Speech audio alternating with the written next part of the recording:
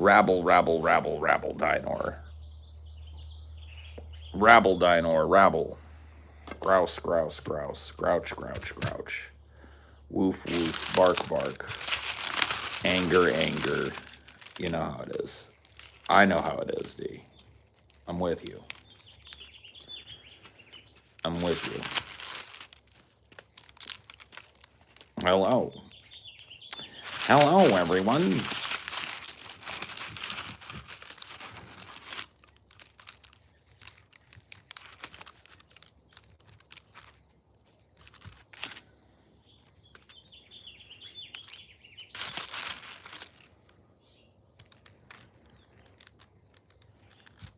Round 2. Fight. No, I just had some shit I had to take care of this morning. Had to call the old landlord. Oh, no, that's fine. I have a good landlord. So everything is swell there. I'm a lucky guy.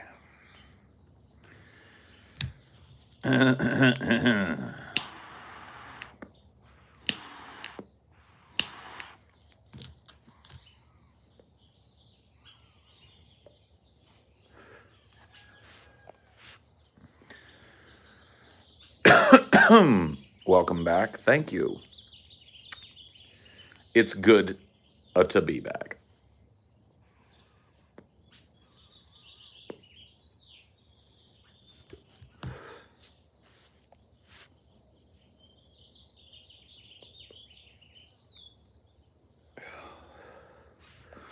Landlords should all be drowned in Minecraft. I agree. Minecraft landlords suck. They suck. Oh.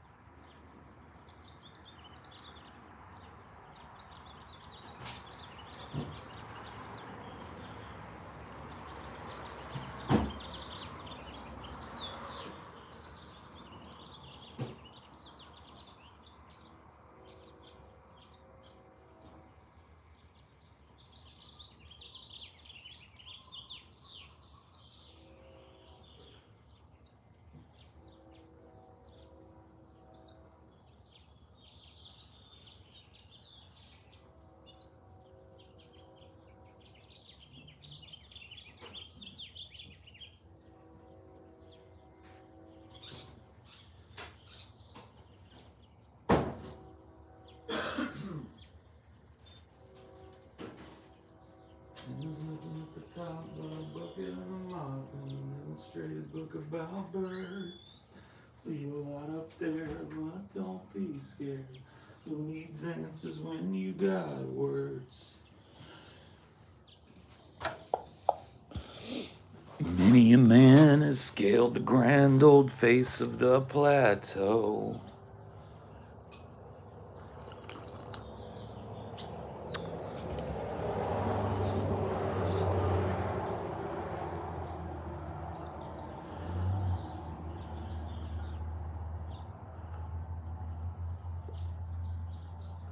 I am back.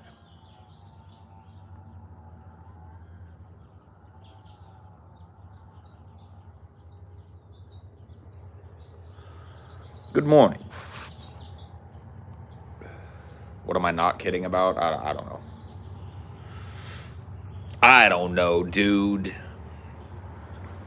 Is that American tea? Yes. American tea it is.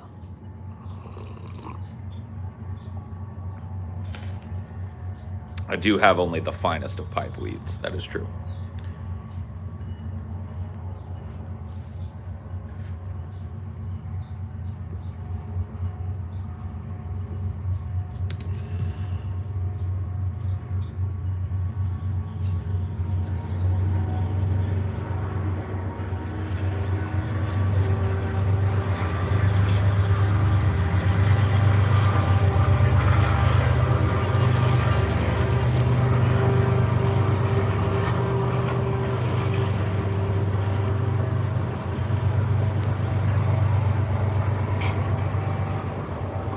Me boofing at? Me boofing at?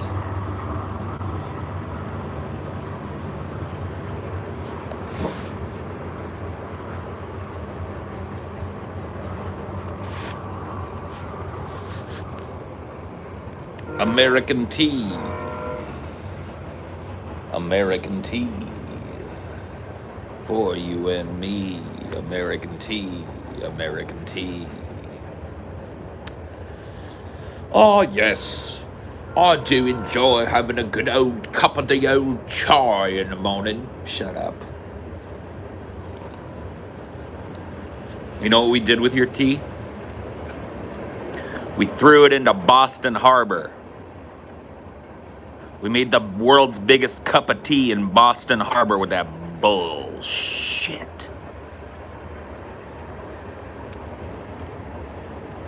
Stick that in your pipe and smoke it.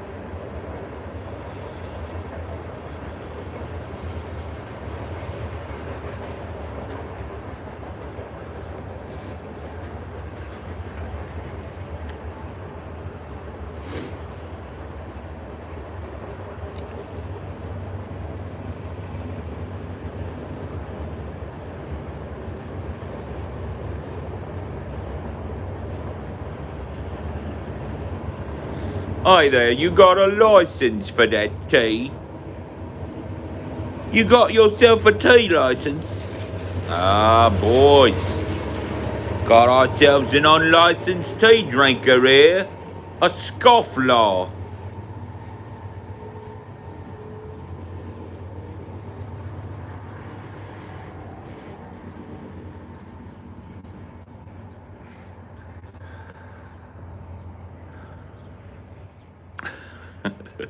All right, Scott.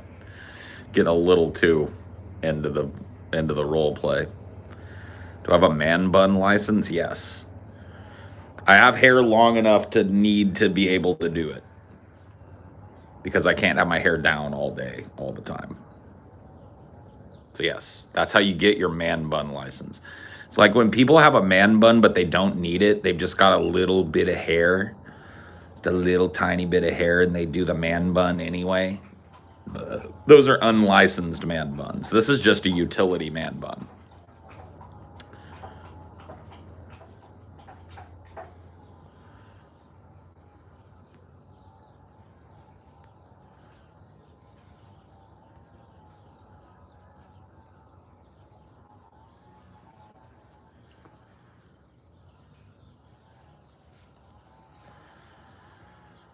Have a little rat tail poking out.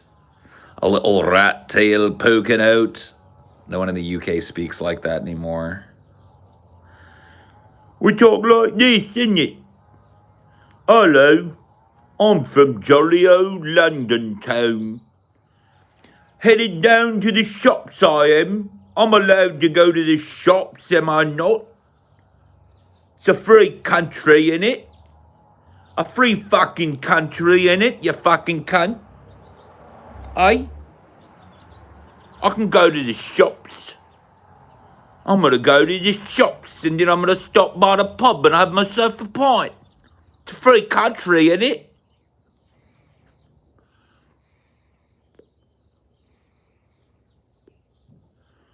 Jolly old London. City of fog it is.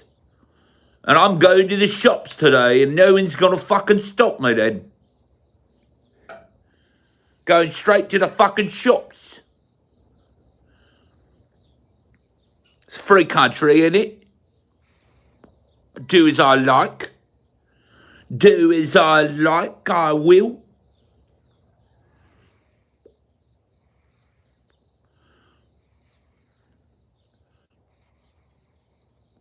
I don't moan about my hometown, why would I?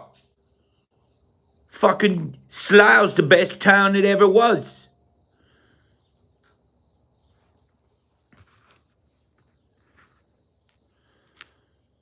Equidistant between London and Firth. Right there. Good old Slough. What's wrong with you, Donald? Eh? You gone round the bend?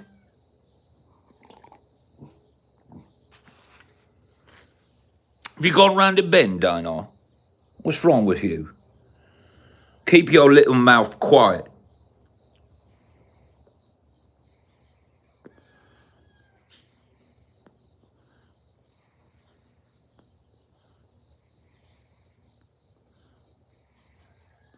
Right there on the A4.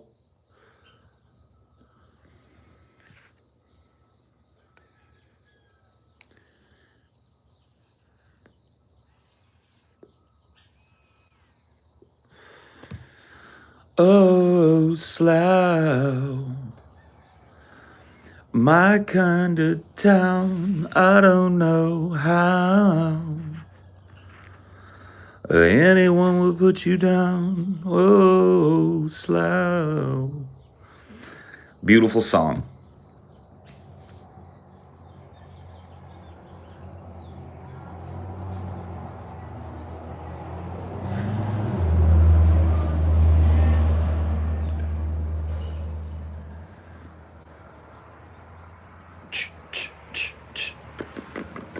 I have not heard the new Weezer album.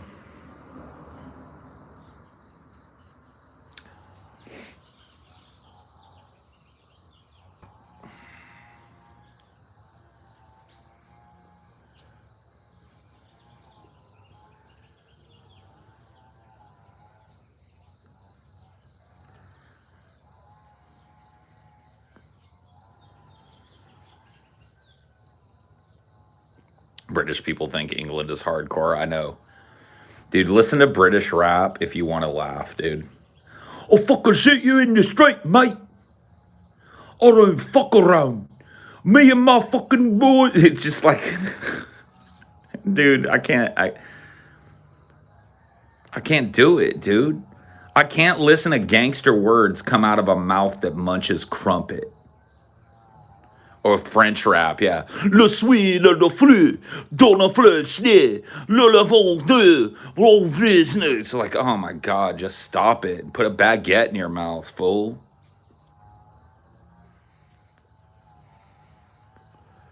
There's just some things you can't do.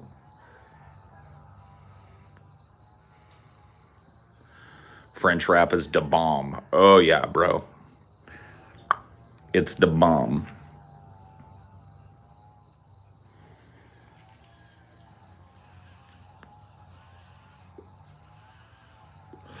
Je suis allemand, je suis gangster. It's like, excuse me? No, you're not. No, you're not.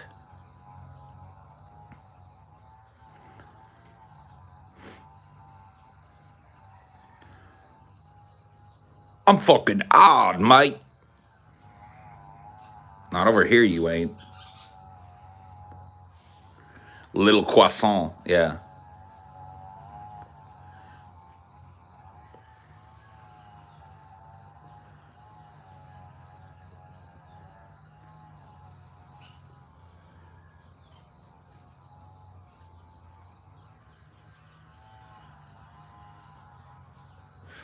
Little croissant. Bruv, I'm the fucking drill MC, you heard? No. America ain't got much, but we definitely have the rap hip-hop game cornered. I mean, most music in general and movies, you gotta be honest.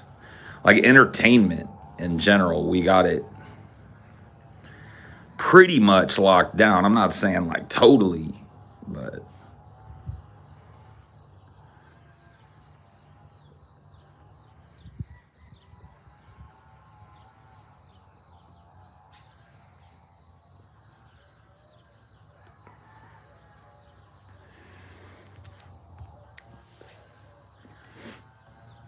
only thing we make. Yeah, but I mean, it's an important thing, isn't it?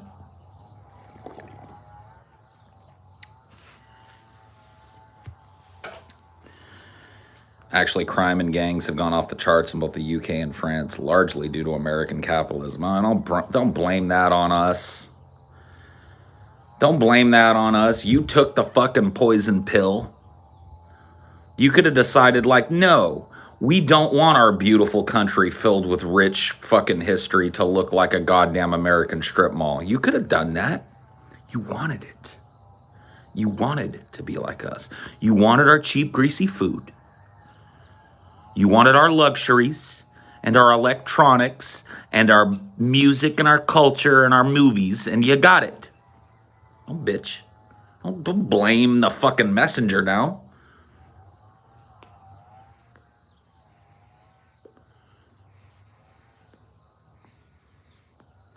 You got what you came for.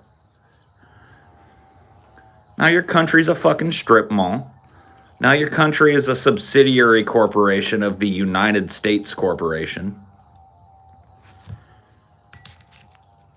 Now your little fucking towns, that were quaint and had, local flavor and shit, all look like goddamn middle of the nowhere flyover towns in America. McDonald's and Starbucks and fucking Taco Bell and Pizza Hut on every goddamn motherfucking corner. Five Guys, oh yeah. KFC, you name it. You wanted it. You demanded it. You got it.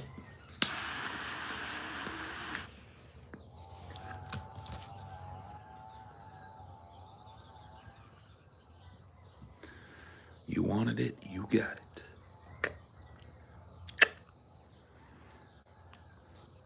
The eagle has landed.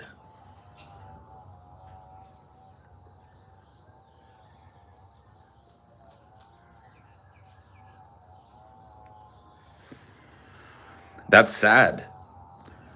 That Five Guys is better than any British hole in the wall. That's sad. But true. Five Guys is just like our slop over here, you know what I mean? It's like slightly better slop than average slop. And over there it's like, oh my fucking god, mate. Have you had time to try out this new Five Guys burgers and fries? It's an American burger joint. And let me tell you, it's better than any restaurant I've been at here. There's flavor in their food. It's strange.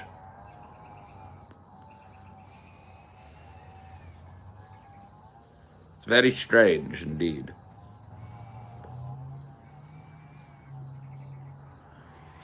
And they don't use horse meat, mate. It's actual beef.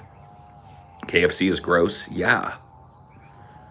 Thanks for pointing out the obvious, dumbass. Yeah, it's gross.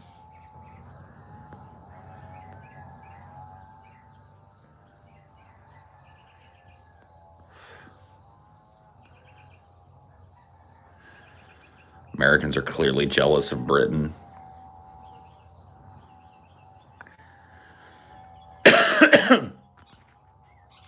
Paul's not lying about British rap. I just went and listened and I can't stop laughing. See, I told you.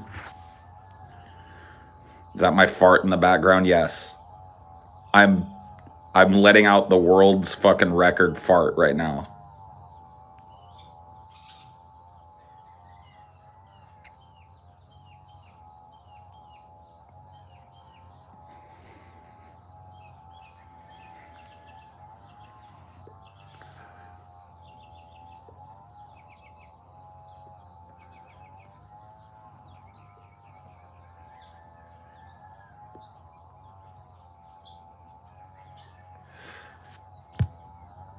Don't men in Britain have to be indoors by 6 p.m.? It's 9 p.m. A perfectly reasonable time.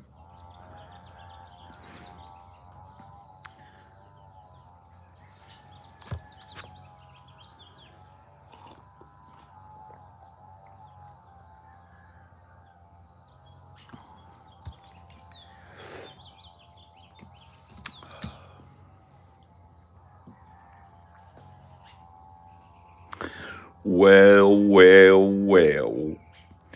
Well, well, well, if it ain't little Alex. Long time no viddy droog.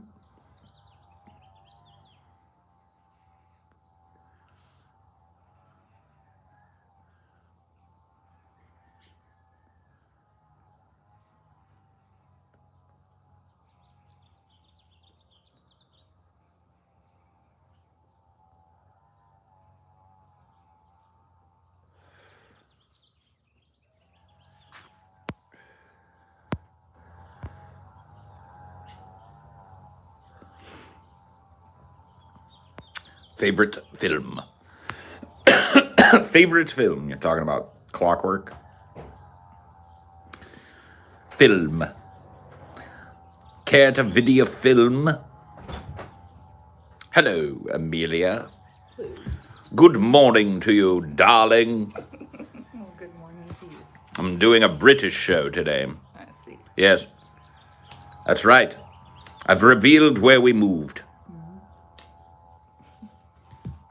Oh, sorry. Yeah, that lighter is fucking... I'm going to put it somewhere where it's invisible so we quit grabbing it and then throw it away the next time I get the chance.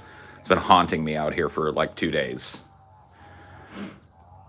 I grab it, use it, and then it dies.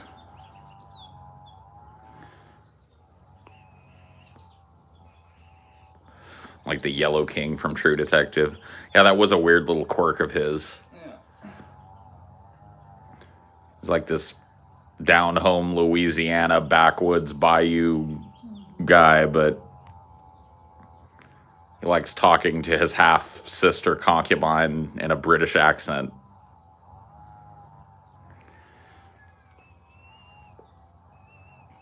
And they fucking killed him so they could never ask any questions.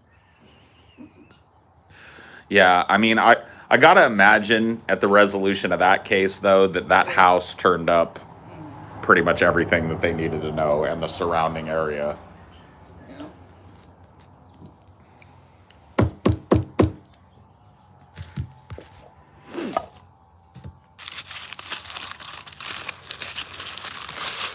It seems today that all you see is violence in movies and sex on TV.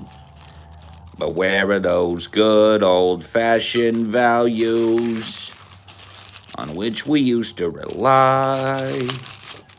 Lucky there's a Family Guy. Lucky there's a man who positively can do all the things that make us laugh and cry. He's a Family Guy. Kind of interesting that you started singing that. Why? Dick Van Dyke episode's coming out today. Oh, is it? Yeah. That's funny. Good old Dick. Good old Dickie Van Dyke. Dickie Van Dyke, the man of the hour.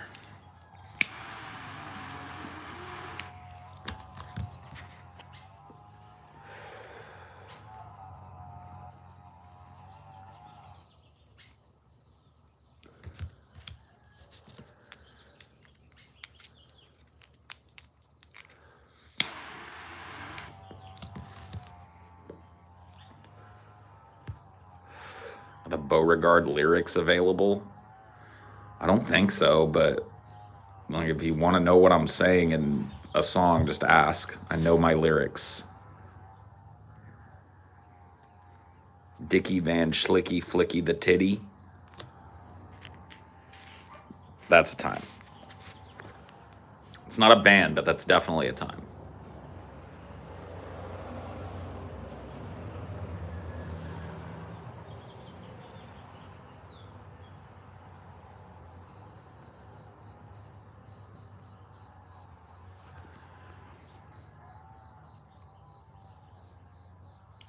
If I had to guess the city Paul was in right now, I'd guess New York City. Guys, You're lol close. is not a comment. Yeah, lol. Just stop with it. Just stop.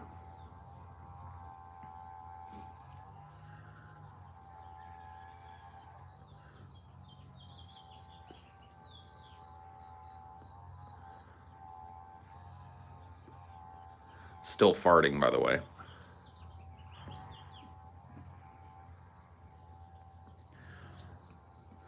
Oh, man, 1984 doesn't fucking cover it. It's a nightmare in here sometimes. The last couple of these have been a fucking nightmare.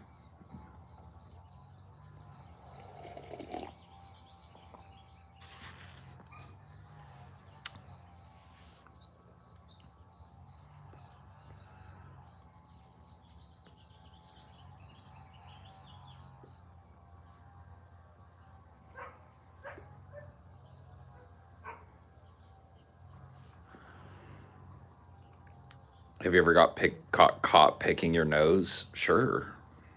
I mean, everybody gets caught digging for gold every once in a blue moon, you know? It happens.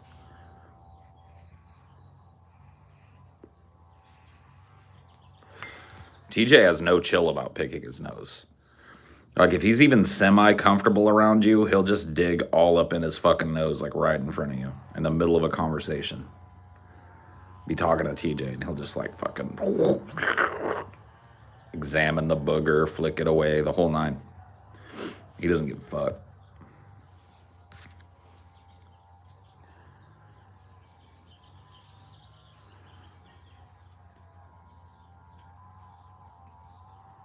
Show us that pipe compressor.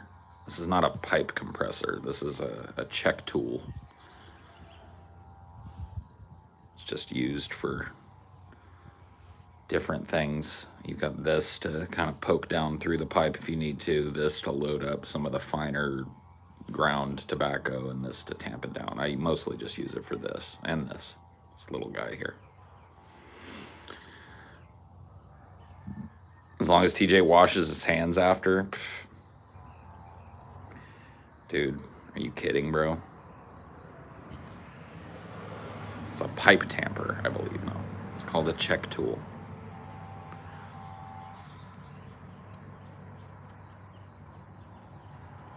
Got a corn cob yet? I have several.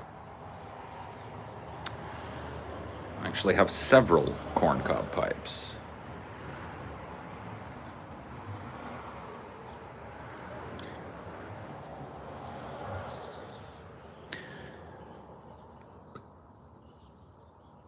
But where are those good old-fashioned values?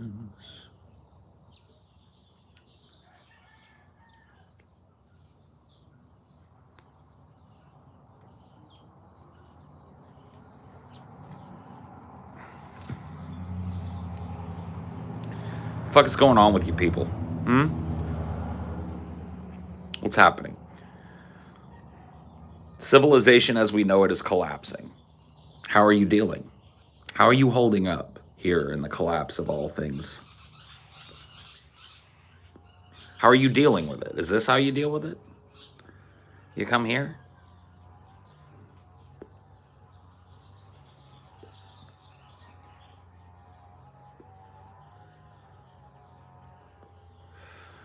It couldn't be better. Cynic is going to be one of those guys that celebrates until it shows up at his door. I can just tell.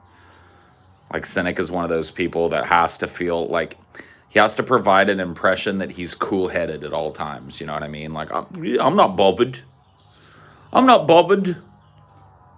This is fine. He's the living embodiment of the dog sitting in the flaming room. This is fine meme.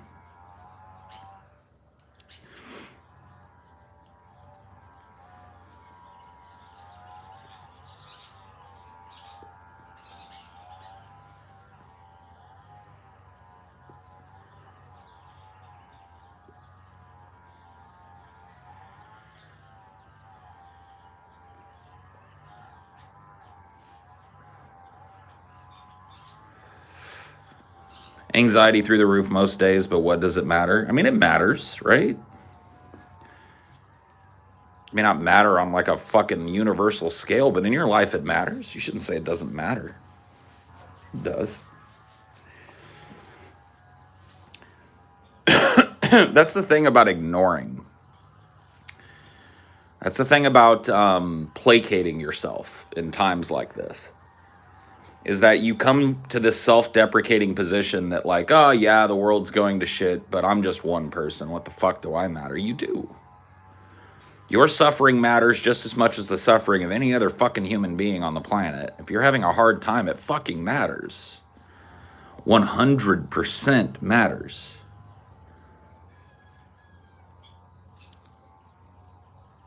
Because you're not alone.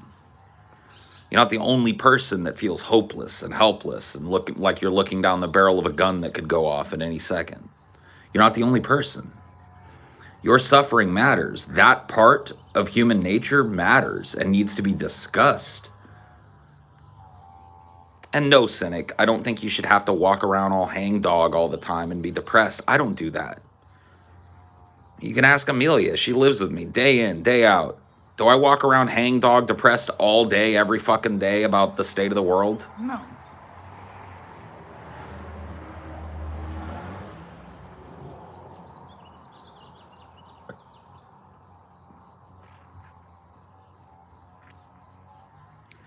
I just think it needs to be talked about. The situation in America is scary right now. Do you guys see that report that I can't remember what agency it was that did this report. There was a report that America may be at risk of an armed insurgency against police officers. Like the sentiment against cops, because they continuously double down and because the media is so focused on these trials and stuff now that it's so apparent what's going on in these inner cities and how cheap life is for brown and black people when it comes to policing, that the stink of it, like the cops won't change. The cops won't change.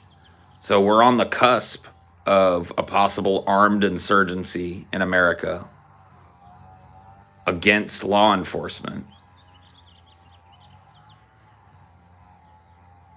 Russia is encroaching or threatening to encroach once again on Crimea. China and India are at each other's throats.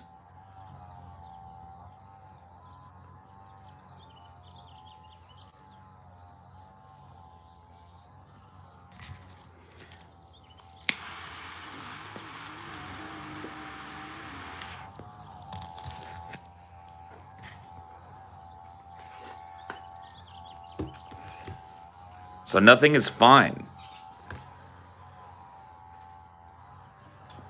Russia is just posturing as they always do, except for when they don't, right? Except for when they like invade Crimea. Then that's not just posturing, right?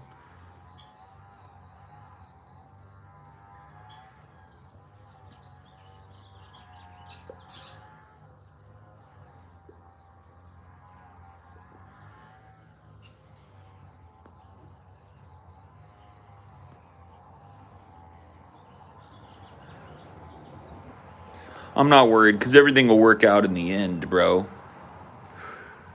All right, Cynic.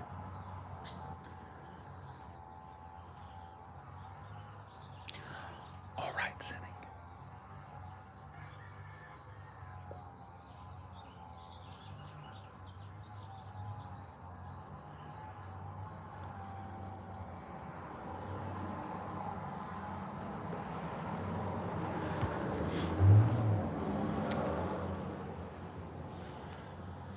But it's not necessarily that these things are going on that needs to be talked about. It's how it's affecting you and all of us.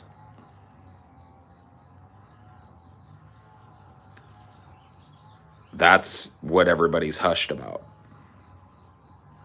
That's the big elephant in the room. Because you can't stop it, but you have to deal with the consequences of it. Your life is ruled by it. You're surrounded by it. You can't escape it. What does it do to you as an individual?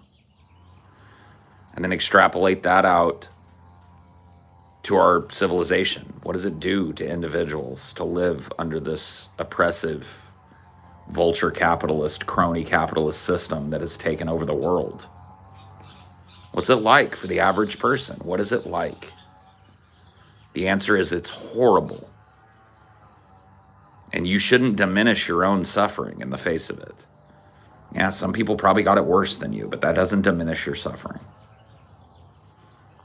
It matters that you suffer.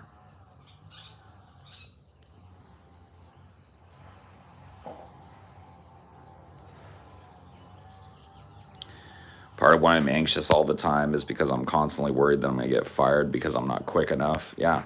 That's what my life was at Amazon for sure. Yep. Like, That is a common state of affairs.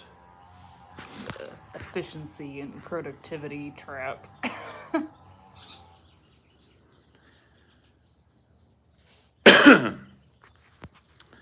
Too cowardly to contemplate suicide, but the idea of being in a coma becomes, I mean, like, that's not an answer.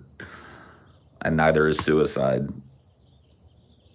But deprecating your own experience is not an answer either. You're hurt. Let's be honest about it here. Let's just be bare about the emotions. You're hurt by the society that you live in. A lot of the mental problems that you have, if you suffer from them, are due to the environment in which you were raised and the civilization in which you were raised. There's a nature-nurture balance to every kind of mental disorder, and having one doesn't mean you necessarily have to suffer, but you live in a place where you do. You live in a place where you get substandard care at best for such things, if you can afford it.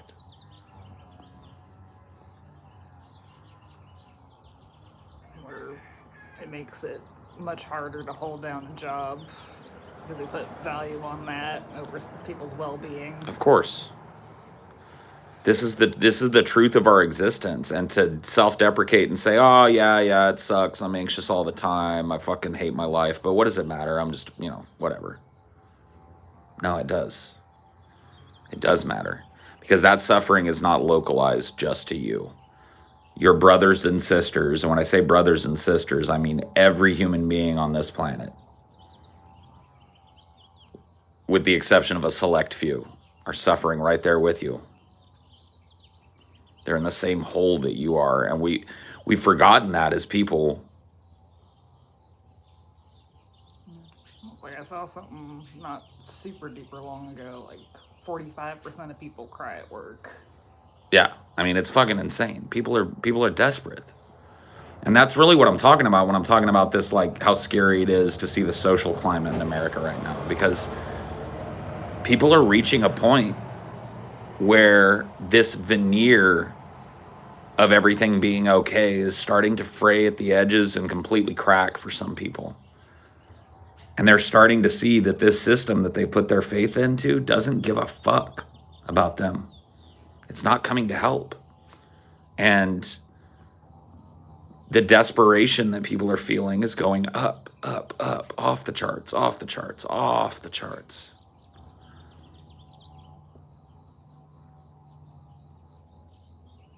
What do you think, like, the end result of that is for people?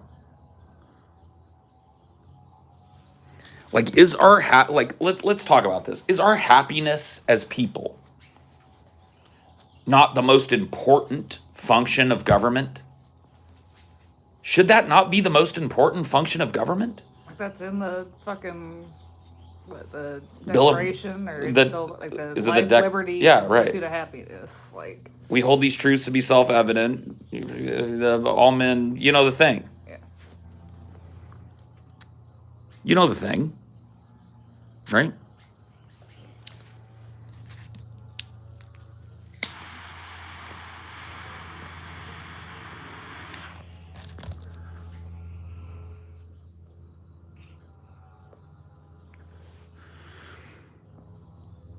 Like, that's the fundamental problem that we need to talk about here. It's not these issues. Yes, the issues are part of this, but we need to talk about despair. Because that's the end result of all these issues. That's the end result of this cyclical voting cycle that we're locked in. It's the end result of the do-nothing politics all the way down to the local level, the good old boys club and the cronyism and the corporatism. It goes all the way down to the local level. The people that are fucking mayors of little small towns are just awash in goddamn fucking money that nobody around them has for no reason. You know what I mean? Despair. Who's talking about despair as a measuring stick for how well we're doing? Who's talking about the crisis of despair?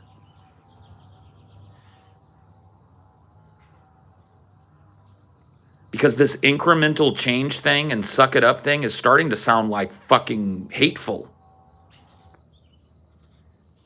The way it's being presented. Oh, you just want everything to fucking change right now? Yes. There are people in despair. Go look up that word, despair. For their lives, for their relationships, for their children, for their health.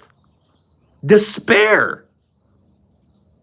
For their existences, for their jobs, for their homes, for their pets, for their families. Despair.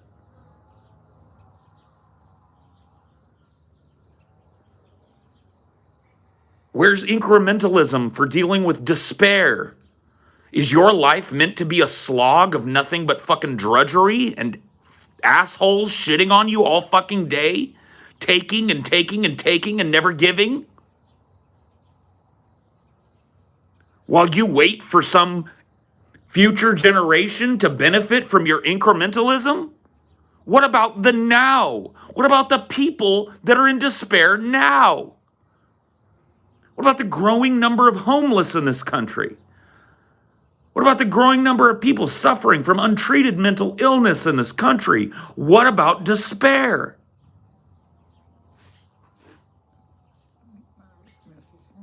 I suffer from suicidal thoughts all the time and no one really cares. That's not true. That's not true.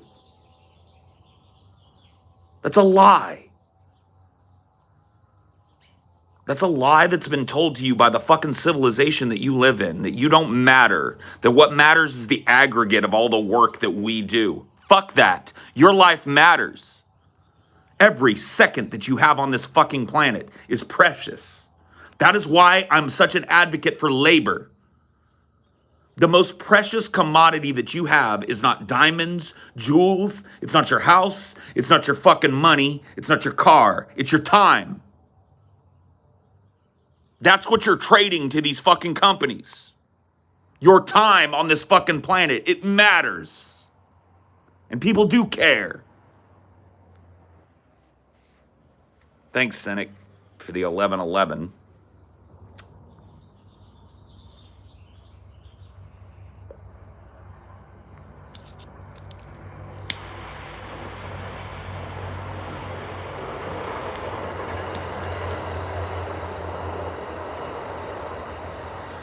It matters because you're not alone. That's why it matters.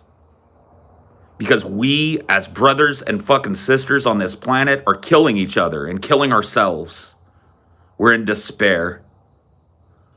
And there are more of us now than there ever have been. More hands to reach out to and help than there ever have been before. More ways to connect ourselves with people who live in different fucking cultures and countries than ever before. And yet we are in despair.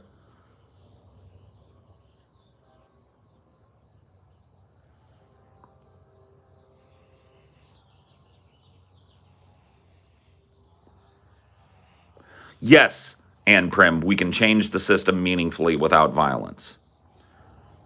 Mass protests, mass civil disobedience. Yes, it can happen. Will it? Probably not. But it can.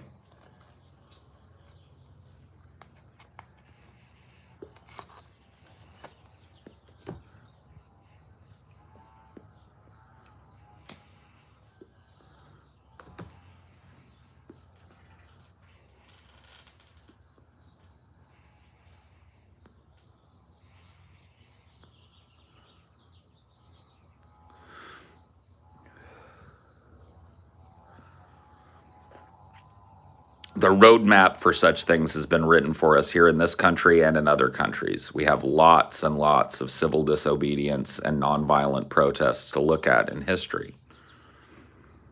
We can do it. We could do it. Think about what 2 million people in the National Mall would do. Just think about it. Or what, 36, 38 million people in America, something like that? What if 2 million of us just showed up at the National Mall? Demanding a living wage, demanding health care, and we're not leaving until we get it. Not violently, not storming the Capitol like what we saw a few months ago. Like the hippies did. Like Occupy tried to do.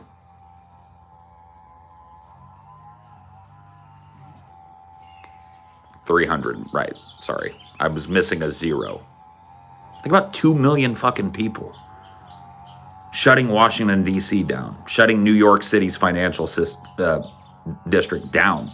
Laying down in the streets. There's not enough cops to arrest you all. Not enough room in the jails.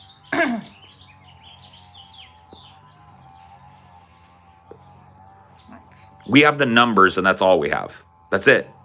We don't have the fucking firepower anymore, no matter how many guns we buy. We don't have the fucking financial power anymore. We let them steal that from us. We've got numbers. That's it.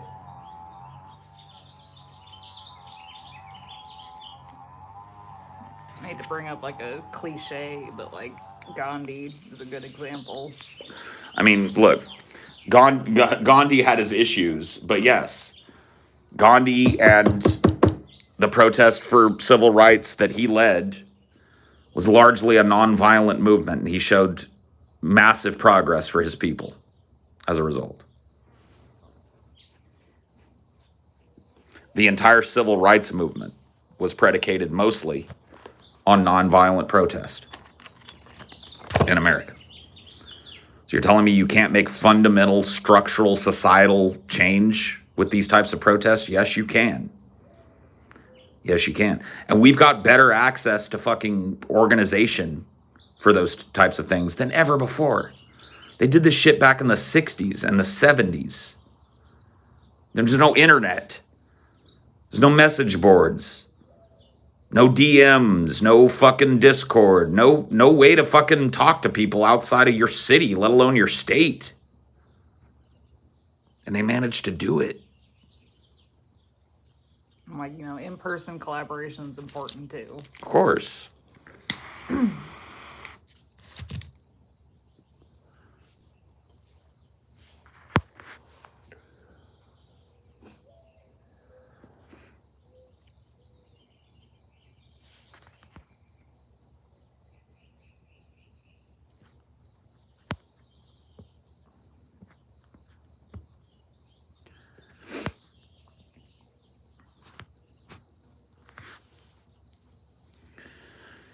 Look, dude, I hear a lot of excuses for why a mass protest movement can't work. A lot of cynicism, too. And I'm a cynic myself. I can understand where that's coming from. But I'm telling you, dude, this whole it can never happen because it's just the movement just gets subverted. Like, these are excuses, bro.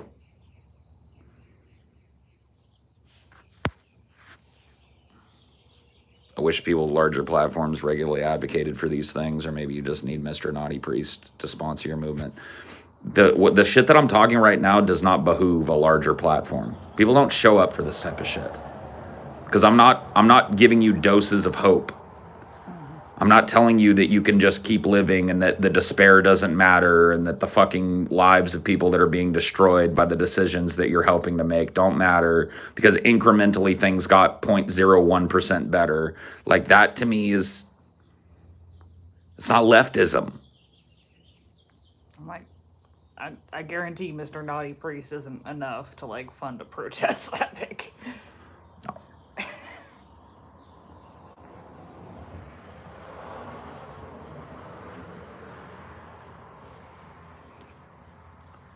It's like saying people's despair doesn't matter. It's like saying it doesn't matter that there are people living under bridges right now. It's like saying that the suffering that we export onto the third world and the global south doesn't matter Doesn't matter. Because it's getting 0.001% better, maybe. Then you actually do the math on it, and the real big ones, it's actually getting worse. The environment, we're doing more damage to that than we've ever done. We're worse. Do you see the Democrats are like compromising on 25% for the corporate tax rate, so it's even lower?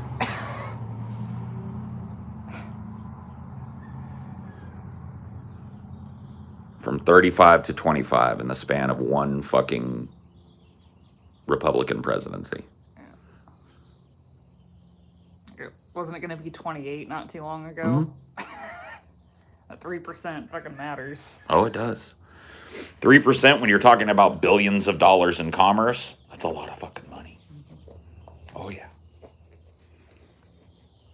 Makes me sick. Our answers, if there are any answers to this, lie in one another. I'll tell you that goddamn much. Putting your faith in these fucking politicians, it's not going to happen that way, folks. These politicians don't have the same agenda as you.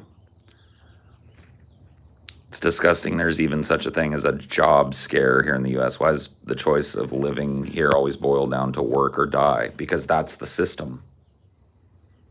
That's the system that makes the most money. The more desperate you are, the more willing you are to work harder for less. And the more profit margin they can make on whatever it is you're doing, whether it's building a widget or moving a package or sweeping a floor or cooking a burger.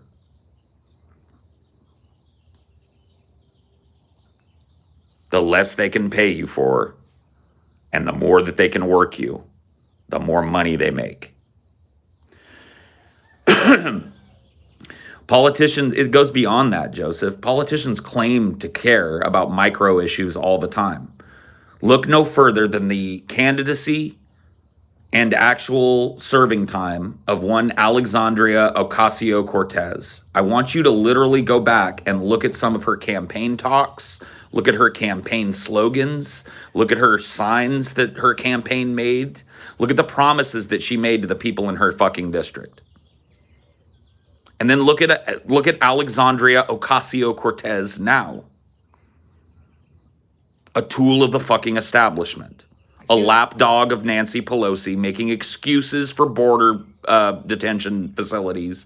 Silent on the building of the border wall. Silent on the corporate tax rate. Just going along with it. It's like she made promises like on a national level. Yes. Medicare for all. Now. A living wage for people. Now, cancellation of student debt. These were all platforms of AOC's, and she's mum on these issues because she's part of the fucking system. You put your faith in that, and you lose. If we have any chance at all, it is together. And I mean together, not just leftists.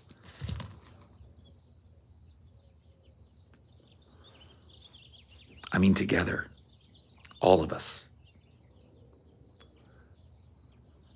If there's anything to be salvaged, it's going to be salvaged by us. Because the people that we're putting our faith in want to rape this world.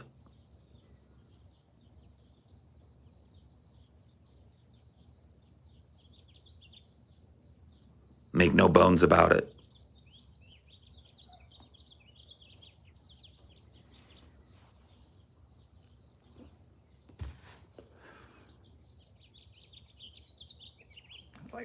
Like the latest thing AOC was doing is like claiming to pressure Biden into raising the refugee caps. She got no promises at all, and this defies the whole bully Biden narrative. Like, I thought it wasn't about bullying him on Twitter. I thought it was about bullying him legislatively. And like raising the refugee caps doesn't make any sense if the fucking border camps are overflowing. It doesn't make any sense if there's no fucking numbers behind it either. Yeah. Raising it to what? From where? Yeah. It's just bullshit. Just stalling. Meanwhile, while all of this Twitter jockeying is going on, the Biden administration has deported more people in the time that it's been in than the Trump administration did in the same time. This is what harm reduction looks like. This is what incrementalism and electoralism buys you. Another generation of this. Another electoral cycle of this. Another 2, 3, 4 electoral cycles of the same shit. No student debt cancellation. No Medicare for all. No health care for you. Sorry. No job guarantees. No stipend. We're the only fucking first world country that didn't fucking offer a stipend to people during this pandemic.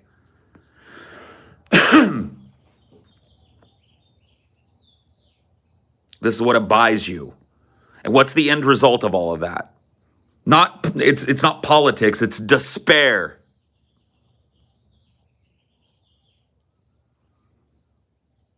Children whose only square meal every day comes from school. People that can't pay their fucking bills despite working 2 jobs. Despair.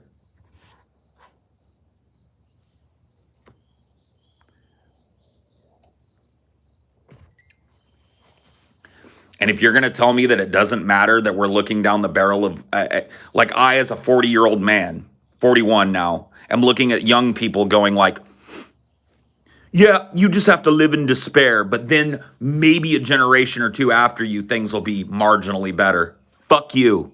That's not leftism.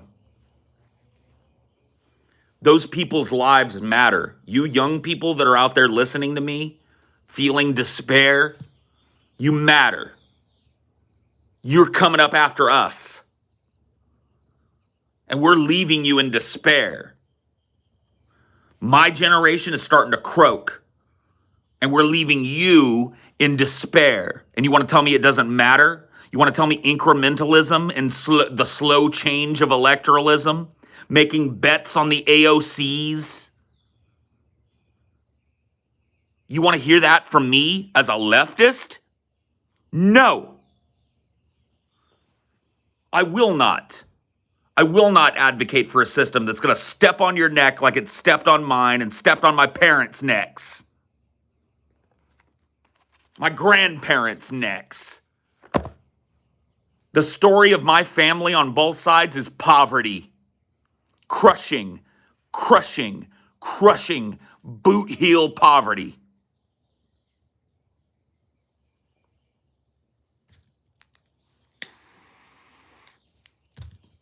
And you want me to look at you, young people, and say, deal with it? Let your life be full of despair and uncertainty like mine was? Fuck you. You call me the cynic. You call me the doomer? I'm the doomer? You're the fucking doomer. You're the one looking young people in the face and telling them wallow in misery for your entire life because that's the best we can do. Fuck you. And the horse you rode in on.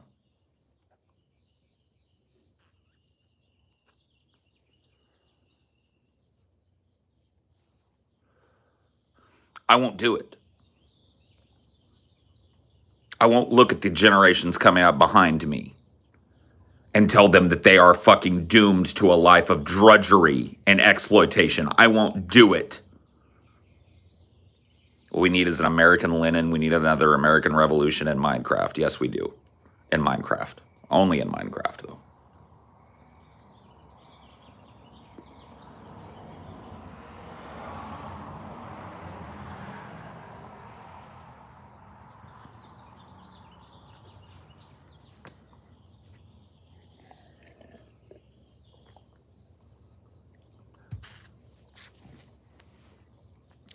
Talking heads make me want to puke, by and large. The people that try and contextualize this suffering, the people that help perpetuate the system that meets out this suffering, not only in the country I live in, but all over the fucking world. They make me want to vomit. Agents of the status quo make me want to fucking throw up.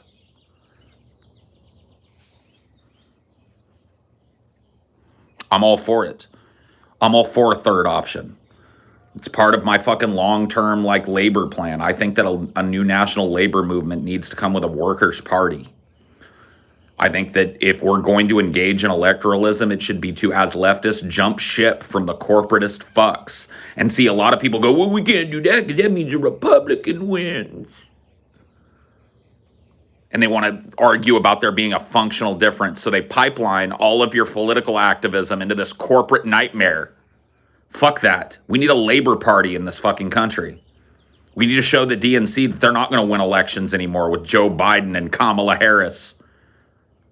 They're not going to win elections anymore pretending to be leftists and then shitting down our fucking throats. That's leftism. Leftism is not capitulation to that.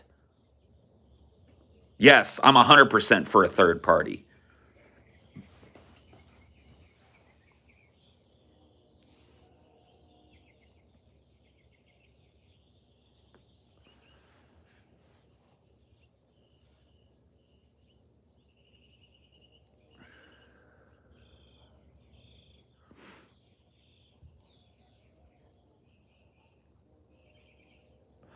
Power to the proles, dude.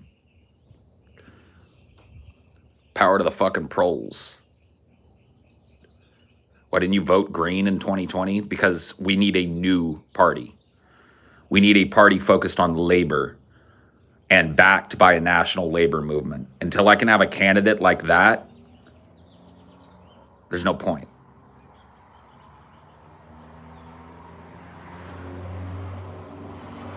The current third parties as they exist are a joke. A laughable little release valve for people that want to still vote but don't want to vote for one of the major parties. It's bullshit. We need a viable third party, a party that speaks directly to Americans who are in despair and keeps its promises.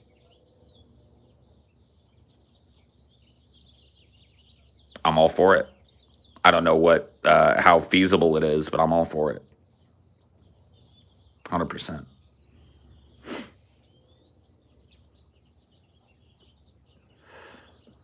How do we convince Republicans to come on vote? Labor. I've talked about it a million fucking times in here, bro. Labor, labor, labor, labor, labor is the fucking bridge. A fucking MAGA person's got to go slave away. A fucking dyed-in-the-wool shit-lib Democrat has got to go slave away. That's a commonality that you cannot ignore.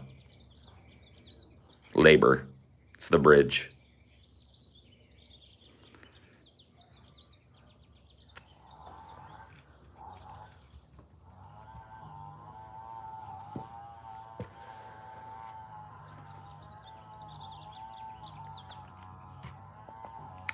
Is there any more coffee?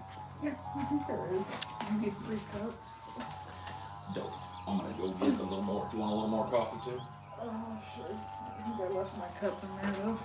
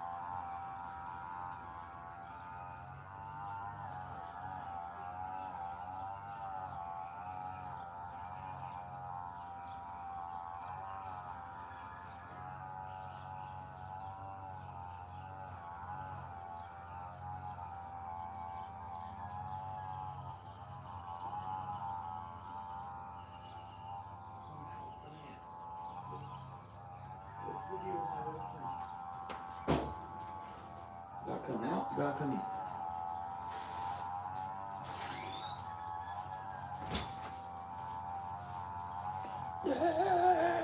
If you have to, We don't have to breathe.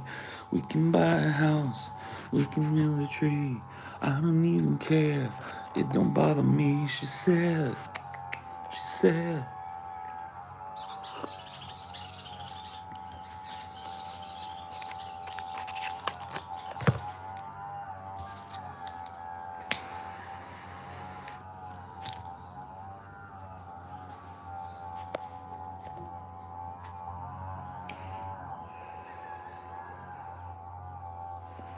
So mostly against third parties because it seems like they have no real chance of winning, but I have to admit, you make a convincing argument for them. It's an argument. It's a tough argument because it's a hard sell to people.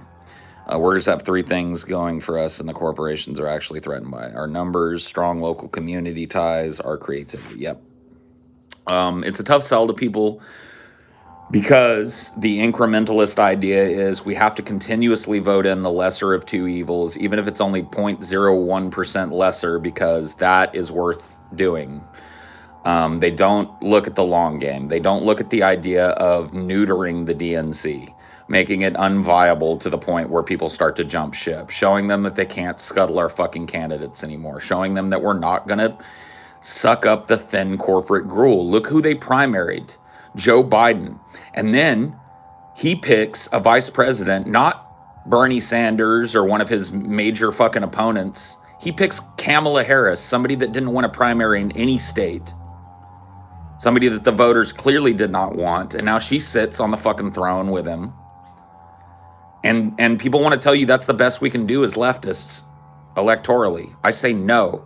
I say give it to the Republicans for a couple of cycles. Neuter the DNC. Let them know that half of us are going to go vote for this fucking third party. And maybe they'll start, maybe their platform will change. Or maybe they'll die on the vine and be replaced by something better.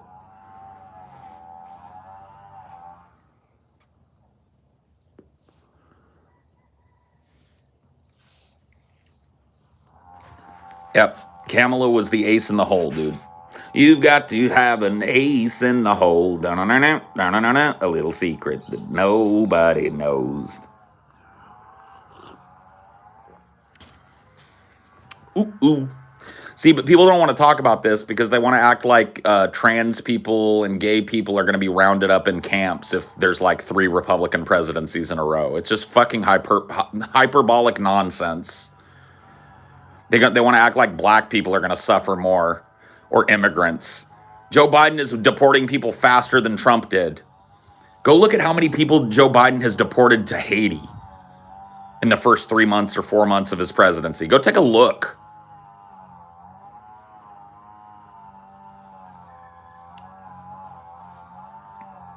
People want to tell you that like 3 Republican presidencies in a row or something. Like, no, seriously, you say it's hyperbolic, but come on. That's how they come at you. When I sell this idea to people that like the DNC is not our friend, we should stop giving them our vote and our material support, and we should start supporting a third party. People go, well, then the Democrats will lose. Well, yes, they will. Well, then gay people's rights and gay and black people and it's just like, how are those people doing any better under Joe Biden? I'll wait. What, because trans people can go be bullet sponges to get their necessary surgery now? You call that a win? That's what a leftist calls a win? Fuck that.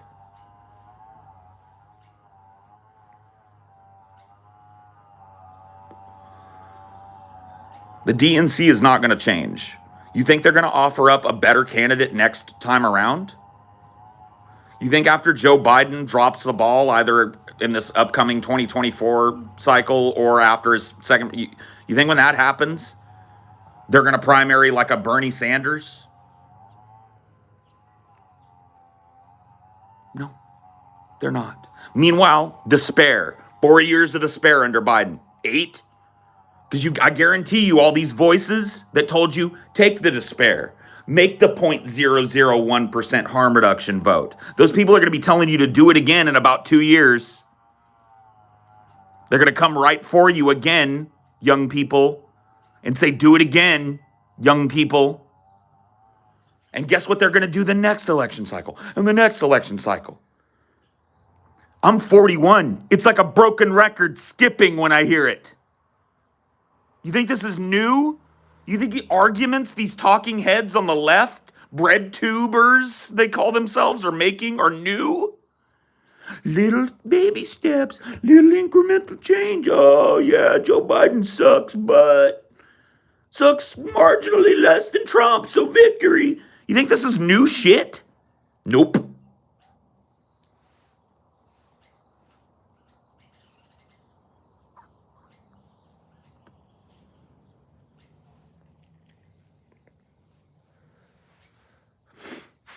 Been sold this before.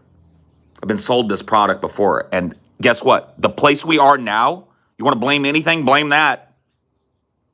You want to look at America now and say, holy fuck, it's falling apart at the seams. That's why.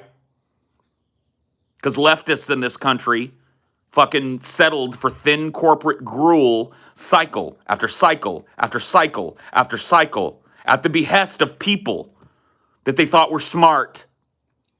And here we are. If incrementalism works so well, why is everything falling the fuck apart? It's been in place since I was a baby. Since my parents were babies. Why is everything falling the fuck apart? Kind of makes you think, don't it? Well, some people. Some people, it just makes them go, no, because litany of fucking excuses. What about despair?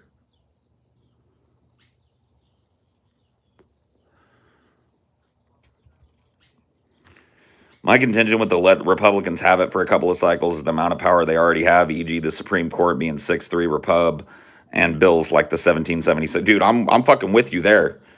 But look, dude, do you think that we're going to be able to get that stopped by continuously letting the Democrats lose cycle after cycle? How do you think they stack the courts?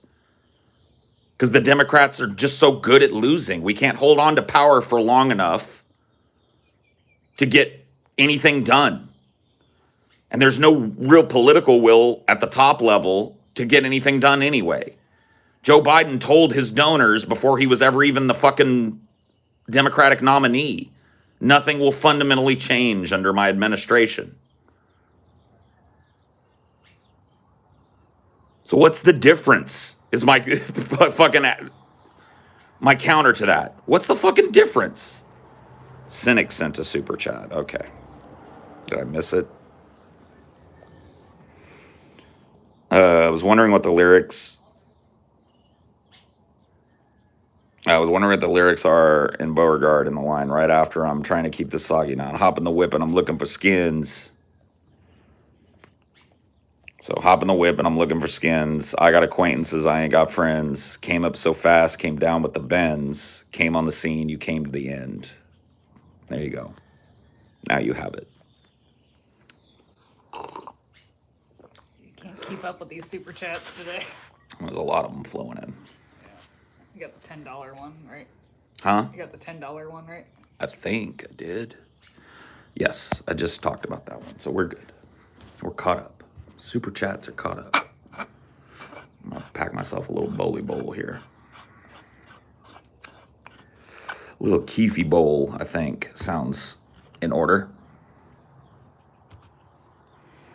Oh no, you guess you missed one more. Did I? Yeah. Quick sticks, I am so sorry. Let me go back and find that for you.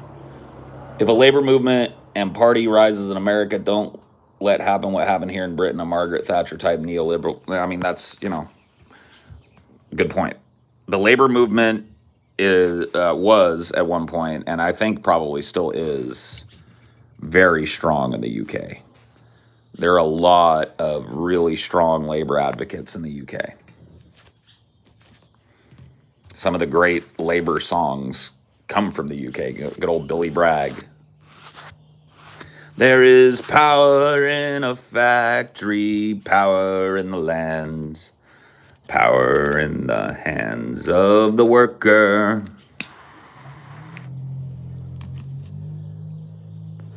But it all will come to nothing if together we don't stand.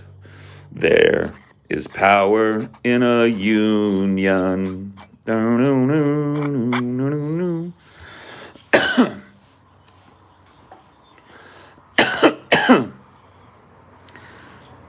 No, you're wrong. Unions are dead here. Unions might be dead, but labor advocacy is not dead. There is a great storied tradition of strong labor advocacy in the UK and in Great Britain and in Europe at large. So yeah, your labor union might be dead, but your movement is not dead. The people are there. You still have there's a strong ingrained part of the European character that is very pro-labor. That's not dead. I know for a fact it isn't, because it isn't dead here either.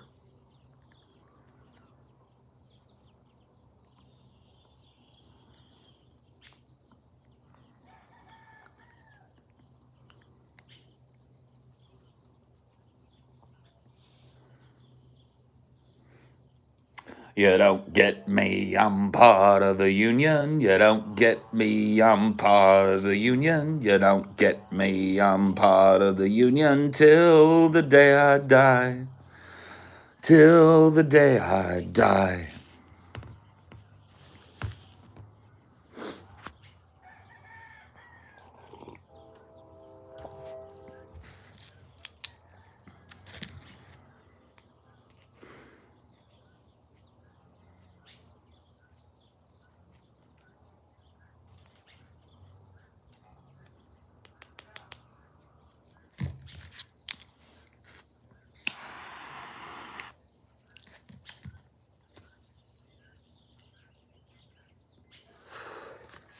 Well, I definitely know what you're not kidding about now. I guess so, huh?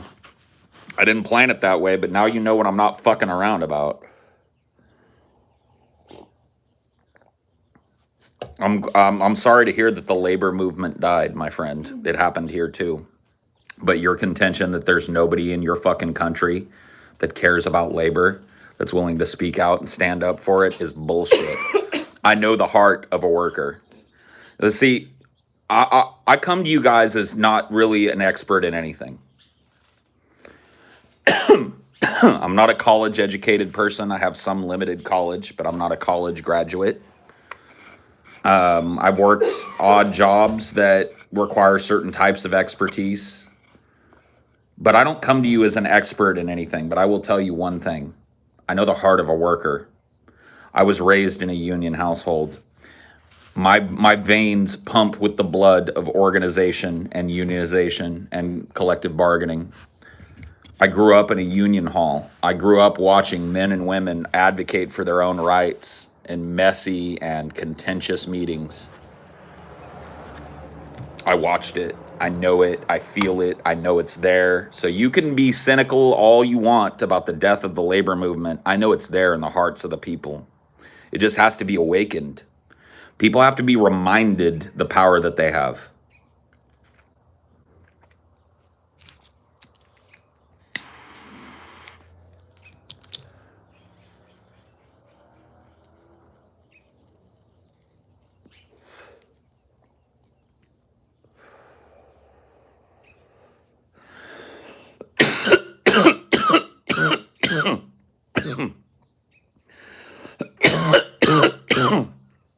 Pardon me. That was a nasty Keef hit. Not nasty, but good nasty.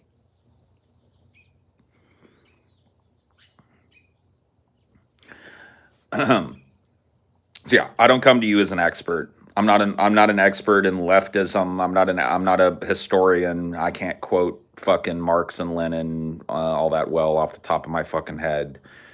I'm not steeped in that political tradition. I'm steeped in the tradition of labor and organization. And I forgot it for a fucking long time. I walked away from it. It was a part of my past that I just contextualized as something that had come and gone in my childhood. And I didn't start thinking about it until I started thinking about labor again. And it was like a slap in the face to me. It's like, oh yeah, that's right.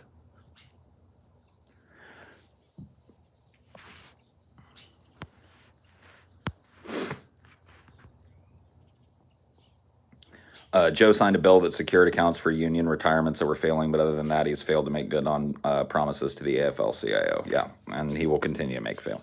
Like Joe Biden is no friend of labor. He's a fucking astroturfer walks around talking that Scranton talk, but when it comes down to it, he's signing big fat checks for pipelines, and he's working against the worker, let's be honest.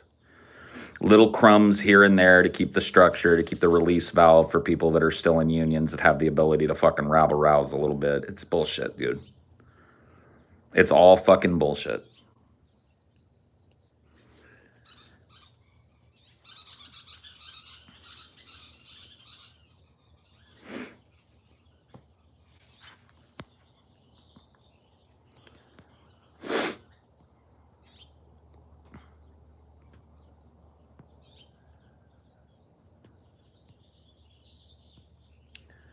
I suggest looking into the history of labor in Britain, especially post-World War II. A lot of lessons about the modern labor movement today, yes. He talks that blue-collar Scranton shit, but he lives in a fucking mansion. Don't forget it. Has for a very long time. Don't forget it. Don't forget that. See, class consciousness is super important. This is what I want to see leftists talking about more than anything else. This is my pet peeve. If I had my way, every goddamn fucking leftist, commentator, talking head, or otherwise in this country would be talking about class consciousness, because all of the cards are there. All of the starts of a movement are there. We are oppressed as a people, as a member of the lower class and what's left of the middle class. We are stomped on. This sentiment is common across both parties, by the way. A lot of the anger that led to the election of Donald Trump was anger about the way people were being treated by their bosses, by their governments, taxes, fucking this, that, and the other thing. You telling me leftists don't have some of those same concerns? That's why I think that labor is the bridge that I was talking about earlier. That's why I advocate so hard for it.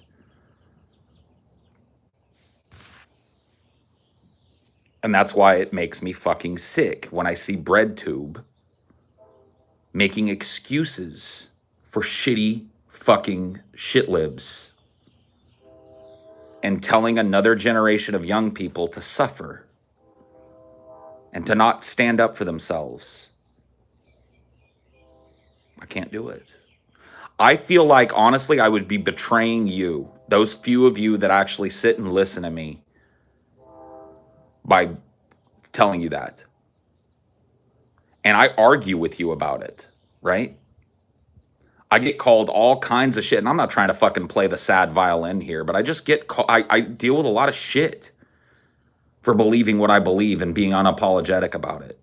But in my mind, it's not just my self-interest, it's you and everyone else besides. We don't have time. People are dying now. People are living lives of abject despair now. We don't have time to tell 2 more generations to sit on the fucking egg and kick the can down the road. I'm sorry. It's go time for leftists. Go time. Not sit back and bide your time and keep your powder dry time. This is go time.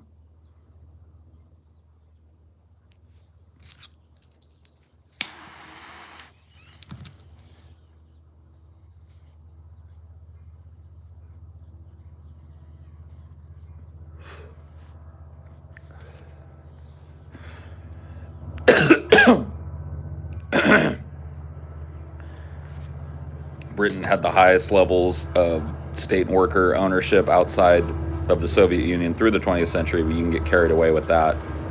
Once the backlash is triggered, it's over. Yep. I voted for Biden to get rid of Trump, but I'm starting to think Biden is worse in some ways because he put on the facade of being presidential while the media cheers him on. This is another aspect of this, and let's talk about it because it's interesting that you bring it up. This is another aspect of incrementalism that you don't really find a lot of good answers for, right? So what you do with incrementalism is you say, all right, look, you appeal to the cynicism in people and you say, look, Joe Biden, Kamala Harris, they're pieces of shit, right? But look at the piece of shit that's in office now, right? So you're appealing to that sense in people directly. You are making the good choice because, yes, both of these people are evil dog shit, but this person is slightly maybe less evil. But what do you do when you do that? You legitimize that person. on the left wing of politics. You allow the DNC to churn out another candidate that's just like Joe Biden the next time they have a chance. Mayor Pete Buttigieg, whoever it is, right? So what damage have you done to the cause by legitimizing a politician like Joe Biden or Alexandria Ocasio-Cortez on the national scale? What damage have you done to what you claim to care about by legitimizing these people on the national and international scale? What have you done? You've done damage. That's not taken into the equation, though. Everybody does the cold calculus, right? You remember that? That was one of Bosch's big things, right? The cold calculus. How come that was never factored into the cold calculus? The damage that it does to leftism, to put at the head of their party, to put at the masthead of the party in utter failure. A corporatist, segregationist, rapist like Joe Biden. What damage did you do? How much did you undercut people's faith in leftism by putting Joe Biden in there so he could lie to their faces and then give them nothing? You understand? Somehow that doesn't get factored into the cold calculus of incrementalism.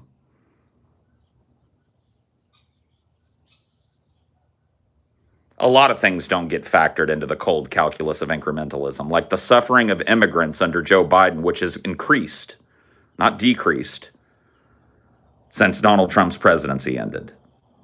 Like the suffering of the global South,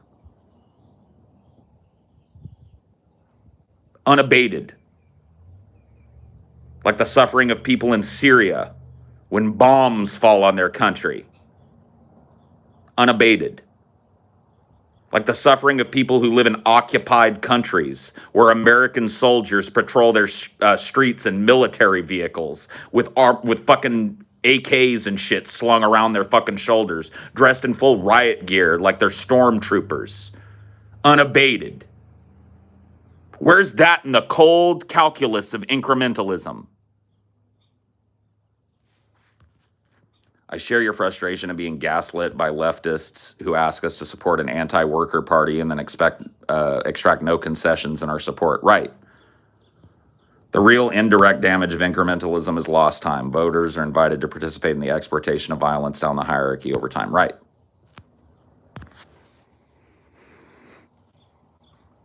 Where's that in the calculus? Where's the suffering of people right now that ICE is rounding up and shipping out of this fucking country? Where's the suffering of children that are picking cacao right now in South America for American chocolate and coffee and sugars and sweets and shit? Where's that taken into account? Where are the teenagers and old men and women that are mining coltan in Africa? Where's their suffering come in? Doesn't. What about the people living in Syria now that have to live in fear of a bomb that they don't know is coming, blowing up any building at any time? What about their suffering? Does that come into account here? Doesn't. See? You see?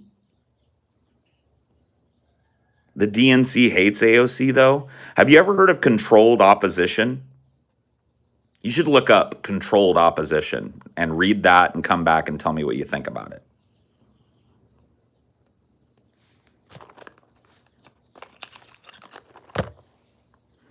Or you could just watch some WWE wrestling. Actually, don't watch WWE. Go watch the old WWF stuff. It's basically the same concept. Controlled opposition. What do you think allowed, let's take the wrestling analogy, and I won't go too deep into wrestling because I know not everybody knows it, but everybody knows Hulk Hogan. What do you think allowed Hulk Hogan to be the champion of the WWF?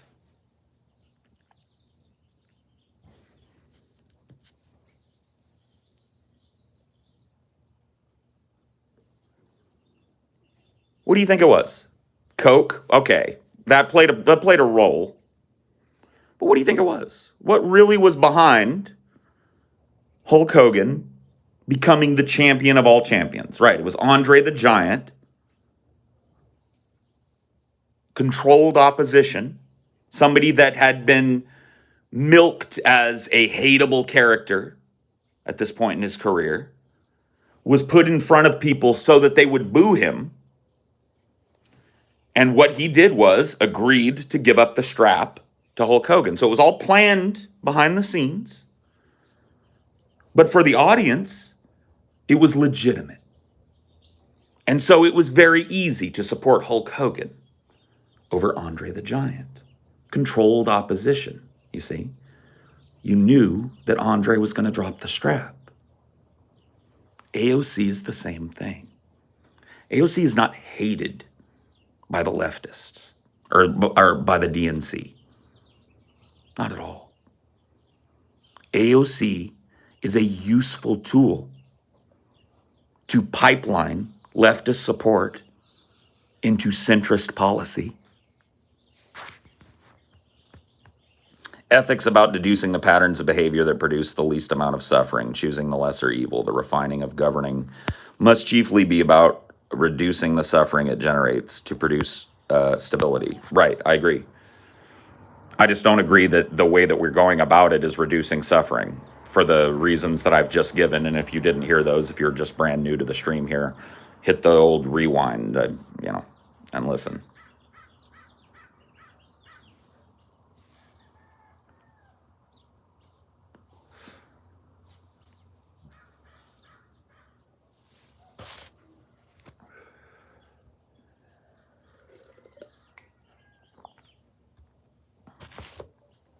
I don't even believe evil exists. I believe in human action and psychology. So evil is a concept, but even giving over to the lesser of two evils concept, evil as a concept, as I understand, there is no lesser evil. Evil is evil, right? Evil is evil or it doesn't exist. One of the two. I don't like looking at the world through the lens of this is less evil than that. That's not like I don't like the concept of evil in general. I don't think it exists. I like looking at the world through human action, results, and human psychology. And what I see when I look at our political process and our politicians, when I look at it through that lens, is exploitative, bought and paid for, dog doo-doo.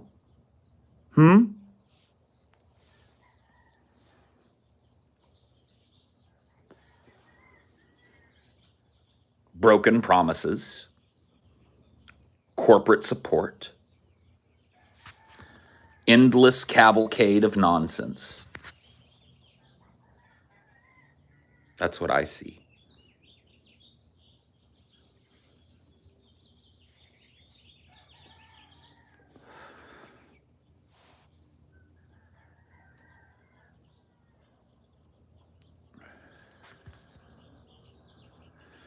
Good and evil do not exist, not as concrete things you can touch, but as attributes we express our nature and will to action, the beginning of ethics, sure. Why discuss the subjectivity of evil when we can see the impacts of our society on the common person? Of course.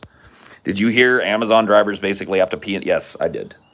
My wife, a lot of people may not know, worked at an Amazon fulfillment center for 3 years, which is a long bid.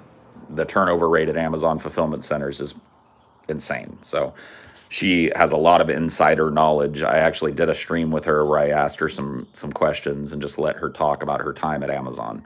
So I'm very well acquainted with the abuses of Amazon. I have canceled my Amazon Prime, canceled all my Prime channel subscriptions, and I no longer order things from Amazon as a result of that conversation that I had with her. Not a political move, just a personal ethical move. Fair enough. I just use the word evil as a narrative device. I think it's hurtful. You say it isn't helpful. I think it's actually hurtful because I think it takes us into the realm of fantasy. And we need to talk about the hard fucking numbers here.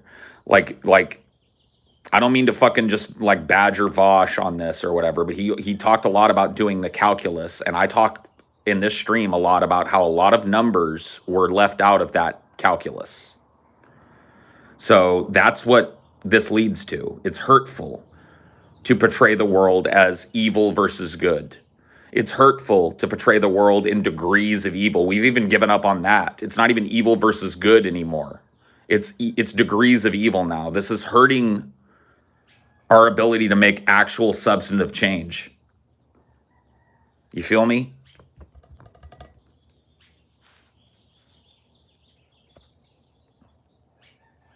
So do you think AOC is naive and just used by the DNC, or do you think she's secretly working with the DNC?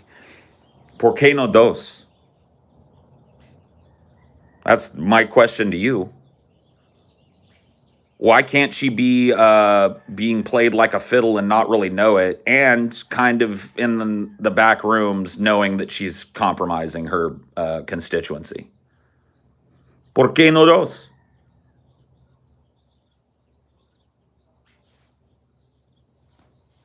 Seems like the likely answer to me.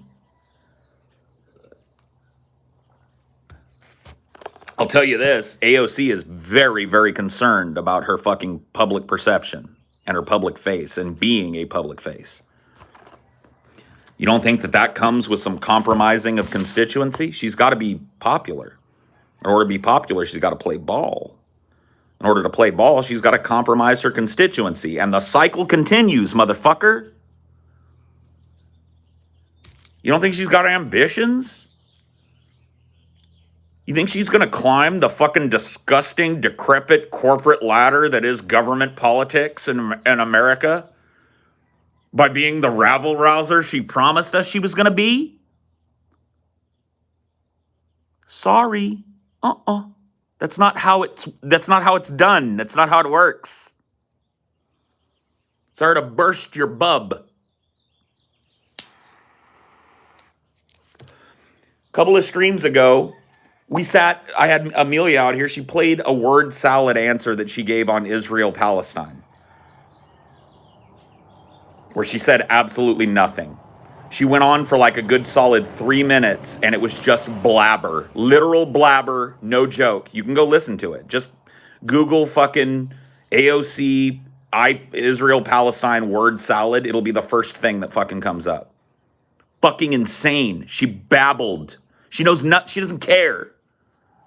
You know what she cares about? Rising in power, entrenching herself further, becoming a political force, becoming a rich person. That's what she cares about.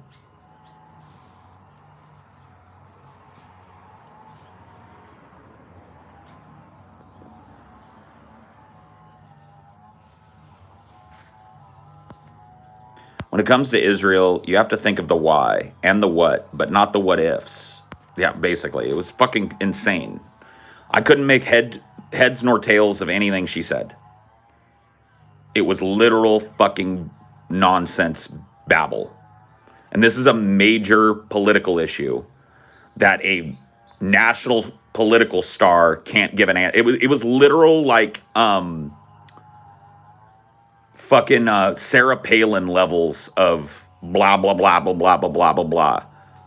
And yet the left is still celebrating this person. She didn't know shit.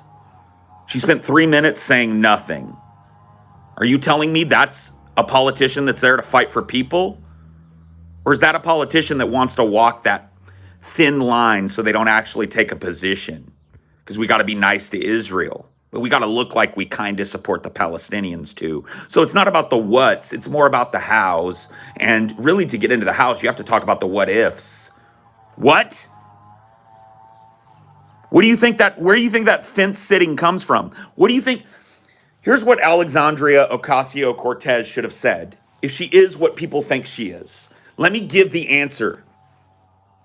Israel has been horribly and unfucking excusably abusive to the Palestinian people, and they must immediately stop their settlement program, which uproots Palestinian people from their homes, bulldozes their homes, and then walls it off to them. Israel must immediately stop its human rights violations in the Gaza Strip.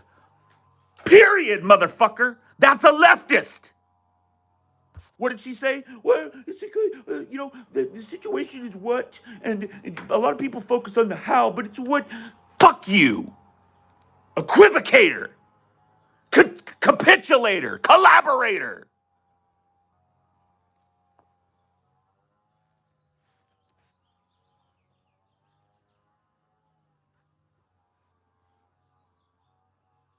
That's how you give an answer when somebody asks you, how do you feel about the Israel-Palestine conflict?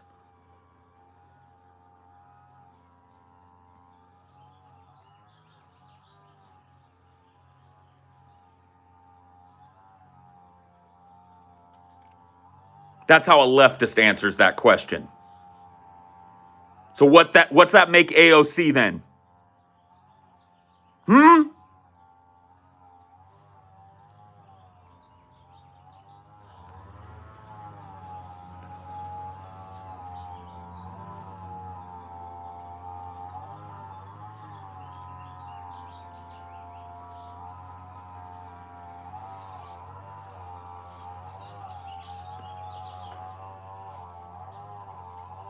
She's a phony.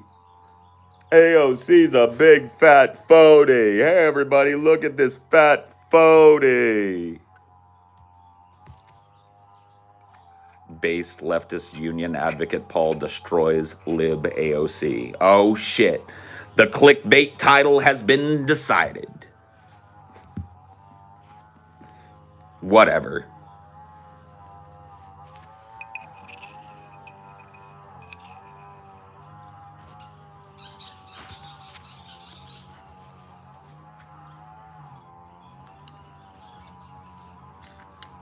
I'm still wrong, though, somehow. That's my favorite part of all this. People are, like, starting to come around to this shit. Like, I'm starting to think that, like, oh, this whole Joe Biden thing was kind of bad. I'm starting to think AOC isn't what we thought she was. But somehow I'm still wrong when they come to that fucking revelation. I'm just fucking...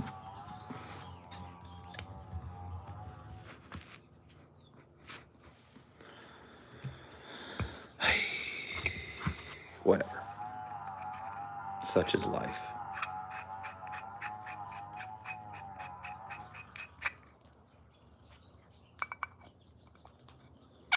I like AOC, it is. I like her big titties, it is. I want to fuck her big titties, it is. Any Bigfoot fans? I want to fuck her big titties, it is.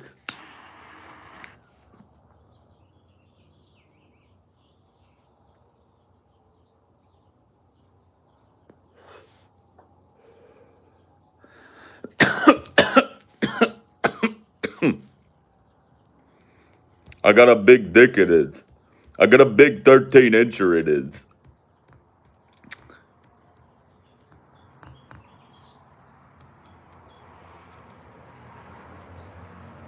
You're a Beetlejuice fan? Not me. I don't know. AOC? Not me. Oh, you don't like the AOC, do you, Beat? Nuh-uh. Not me. I didn't vote for her. No, sir. No. I voted against her like at least 500 times. You voted against AOC 500 times, Beat? Yeah.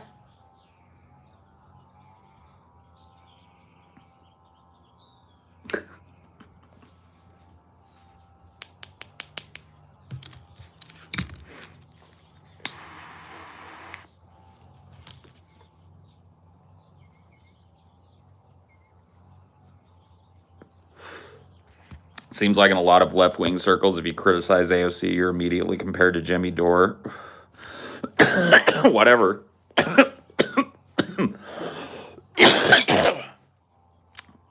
It's just another way to delegitimize your argument without engaging it. Jimmy Dore is LibTube. That's what I'm going to start calling BreadTube. Jimmy Dore is LibTube. It's their leftist boogeyman. Because he speaks truth to power. He's not always right about every fucking thing, but he's been on the fucking AOC as a shill bus for longer than most leftists have. He was on the Biden is bad for America bus longer than most fucking leftists have been. So when the dude is right, he's right.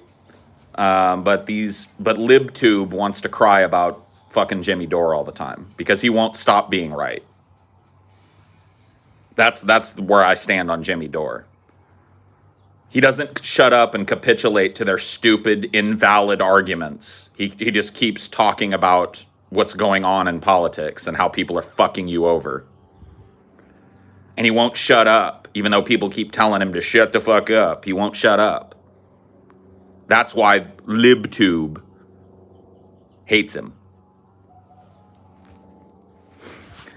Do you think she sold out or was always controlled opposition? If she sold out, what for? She takes no corporate money. Is it simply so she can climb? Okay, so let me give you, like, and this is, once again, this is as speculative as your narrative for this would be, right? But hear me out.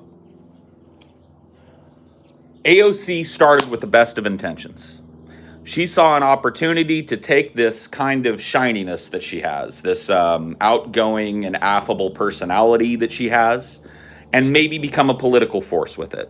And I believe, honestly, if you ask me, that she went into the deal feeling like she could really shake things up and that the energy that developed around her was genuine. The problem is not necessarily with AOC. The problem is with, and I'll get to your super chat here in a minute, G-Money. I just don't want to fucking derail. The problem is with the system in which AOC joined. Now, you asked, for what? If she sold out, for what? Look at her profile. Look at her social, like not just social media, look at her social profile since she won. You don't think she's gotten a taste of how much bigger that could be if she moved up the ladder, if she wasn't just a congressperson?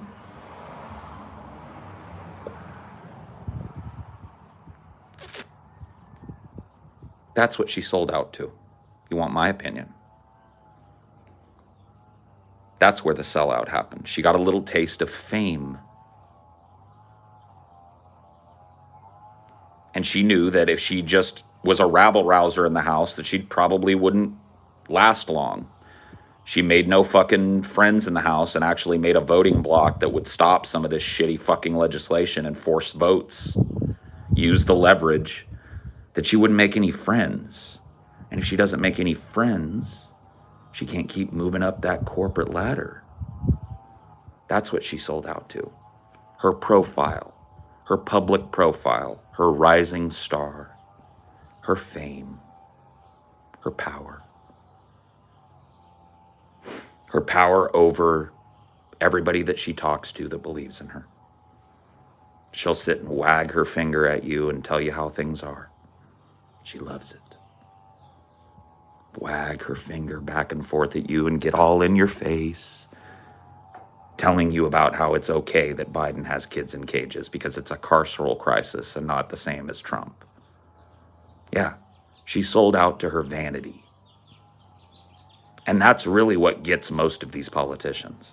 Firebrand politicians, oh my God. The status quo loves them because they are such useful tools, because so many of them are willing to take that deal. Look at the Tea Party movement. Great example of a right-wing movement to try and get people in office that weren't beholden to corporations, grassroots style, get a bunch of them elected, and then have them use their power as a voting bloc to force legislation that people on the right wanted. You know what they were doing like a month in? A month in after this big bunch of fucking Tea Partiers got elected to the House and Congress, right? Like 75% of them were photographed skinny dipping in Israel with a bunch of naked women. And that leaked. It was like within months of them taking power. They immediately were like taking junkets to Israel and fucking everybody all over the globe, just globe trotting. They were surrounded by bottles of Cristal and shit. They were partying it up. These were like the blue collar people that everybody elected to go in there and bring common sense and the working man's sense back to politics. All these other politicians just drowning in corporate money. That was the Tea Party movement in a nutshell. And it took 2 months for them to have their dick inside of an Israeli whore at a private fucking swimming pool somewhere, taking pictures with Cristal. But how useful were those idiots in channeling what was a movement for change on the right, albeit negative change in my opinion, but a movement for governmental change on the right, into more status quo? Oh, it was so juicy. You think AOC ain't the same? Proof's in the pudding, bitch. Go listen to her answer on Israel-Palestine and tell me she's not scooting the fence just like a good little centrist, corporatist right-leaner.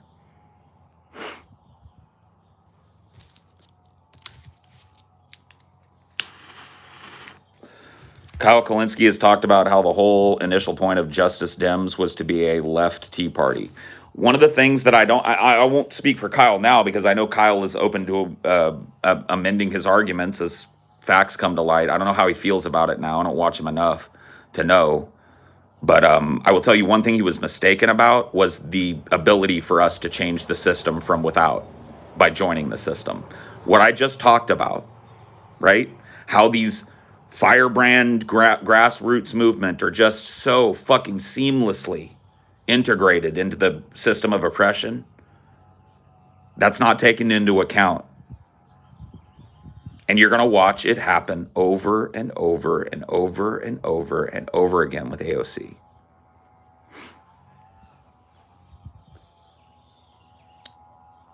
And I hate that I have to be right about that shit. But, you know, my comments will not age like milk.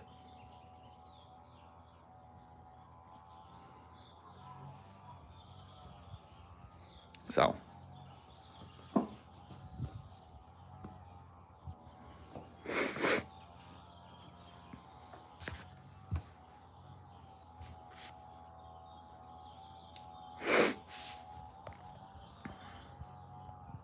I don't know anything about Chapo, so I couldn't tell you.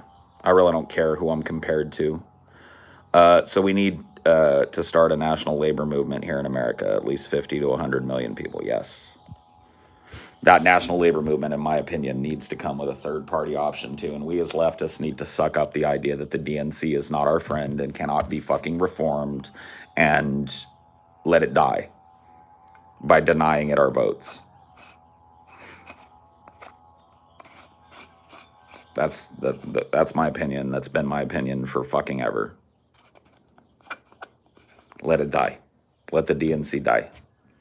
Show them that we will no longer accept Joe Biden, Kamala Harris, AstroTurf fucking politicians like AOC and the rest of the fucking squad. We're not going to do it. Show them.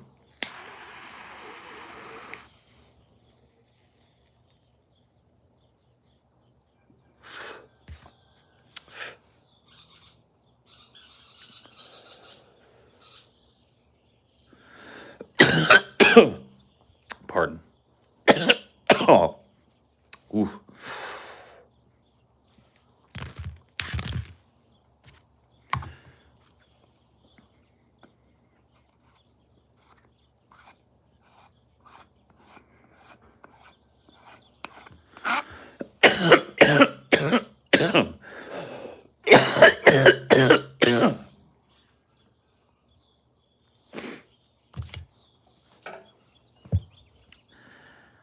Oh, man. Guys, I want to ask you a serious question, okay? And in order to ask a question, I want to qualify a few things. I need you to know something. I am not a rich man, okay? Despite what you may think, I'm not a rich man. I'm not poor, and I'm very lucky in that. But you have to keep in mind that I have a life. Now, I don't live an extravagant life, but I have a life I have to maintain. I have people who count on me. I have a family, okay? What can I do? What can I do Now, I'm willing to talk about me giving some money to mutual aid organizations, and that's something I was thinking about asking on Twitter as well. In this time of like protest and stuff, how can I support people who are protesting the Chauvin verdict, the upcoming Chauvin verdict, and the trial and the sham trial that's been going on? Like, what are some like? But keep in mind, I don't have a fuck ton of money to throw at that. Okay, I don't. So that's not gonna. I'm willing to. I'm willing to talk about doing that, and I'm willing to talk about maybe helping do that by like doing a stream maybe where all the super chat revenue that comes from that stream, I keep track of it and I show you guys, I give you guys credentials of the donation going where it went and blah, blah, blah, blah, blah, or maybe even working directly with an organization so that it never even touches me and it's not done through super chats. Like that sort of thing is something that I think we could do. And when I say we, if the boys are on board, which I don't imagine they wouldn't be, doing a big mutual aid thing where we call Vosh and we're like, hey man, we're doing this big mutual aid thing. We want you to come on for half an hour and just talk with us and shit. You know what I mean? I don't hate fucking Vosh's guts or whatever. He's got a big ass fucking audience with a lot of goddamn fucking money. And as long as it's all on the fucking up and up, that would be a way that we could generate money that we don't have to give ourselves. So I'm going to bring that up with the guys. As this is an idea that has been fomenting in my mind. I know we're not the biggest podcast out there, but we've got contacts that are pretty fucking big. Get Kyle, yeah, you know what I mean? Call Vosh and say, hey man, you have 30 minutes to come and by and talk about the importance of mutual aid. Set aside all disagreements and just fucking focus on this shit. Kyle, do you want to come on and fucking talk with us for half an hour about how important it is to support the average human being during this time of fucking horrible upheaval? I think I think we could get those guys. Destiny, I mean, I don't know. If he's willing to come on, I'm not turning my nose up at it. See, this is something you guys will have to help us with, though, because I ain't got no channel to Destiny. I guess Vosh has a channel to Destiny. I don't have really a channel to Vosh. We'd have to go through TJ on this. But that's one thing. Okay, that's not going to... What else? So outside of that, which I will run the idea by the guys, okay? Outside of that,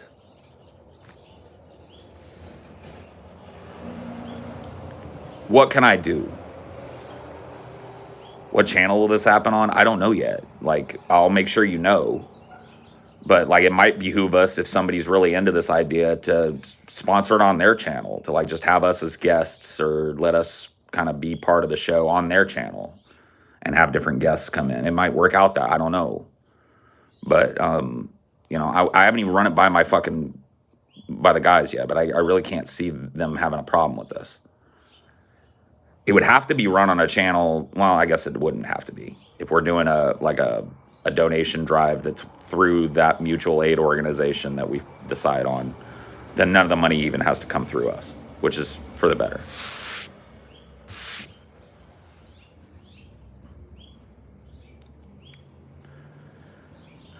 Outside of that, as a leftist, what can I do?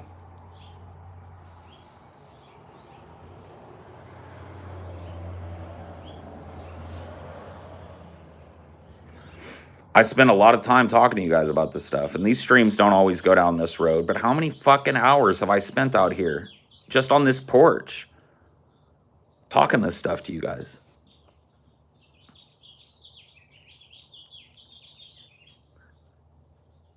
What else can I do?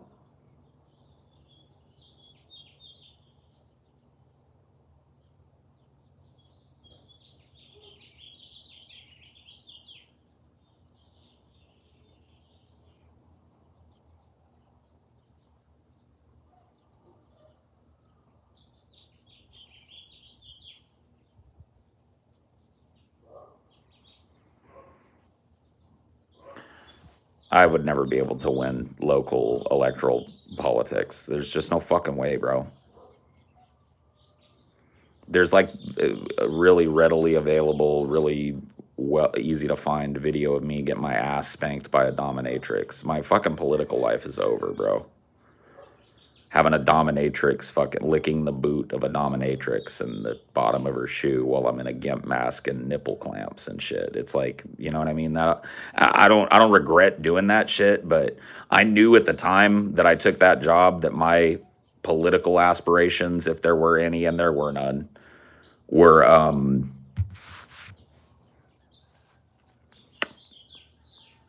you know.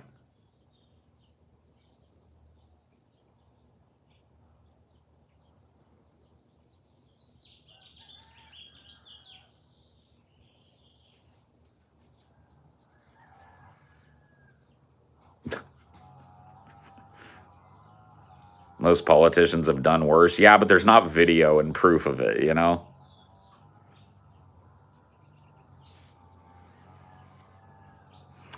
It's also all the colorful language in the early DP days that could be pulled. Oh, yeah.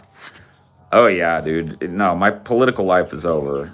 You know, there's no aspirations there, thankfully, so I don't lament it. Help someone with no expectations. Foster spontaneous solidarity at the ground level. Find local leaders amongst yourselves. Everyone make it a habit. Sure.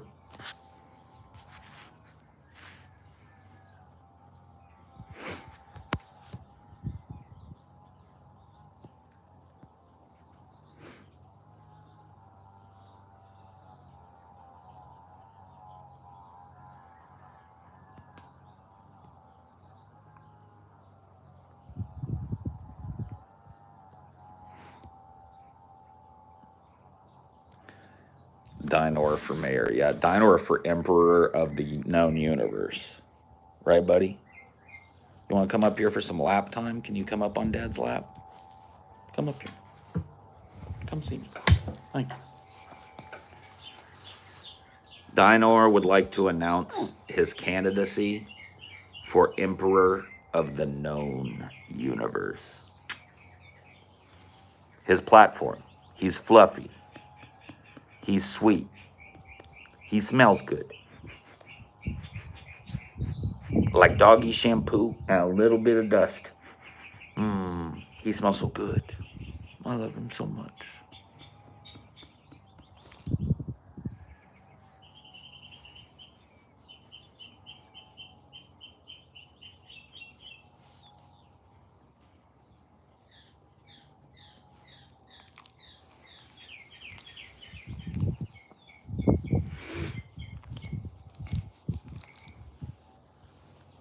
Do you want to, what? Do you want to get down?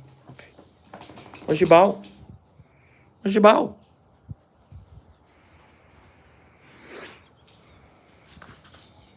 Oh, there's your ball. Can I have your ball? Let me see this ball. You guys want to watch Dyke do a fetch or two? Here you go. I'll film it for you. You want your ball? Here you go. What a good boy. He's waiting for his ball. He's waiting for his ball.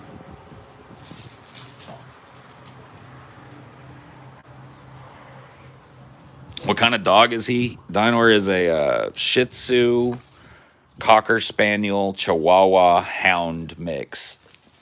He's a true mutt. Nice jump. Good effort. Ready? Lay down. You wait for it. You wait for it. Pew. Good jump. You bring it. You bring it. Ready? Steady. Go get it. Whoa! What a jump. Bring it, bring it, bring it. Quick, quick, quick. Bring it, bring it, bring it. Quick, quick, quick. Give me that ball. Give me that ball. Give me that ball.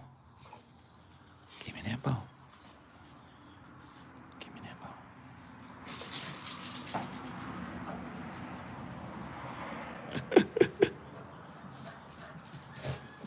Give me that ball.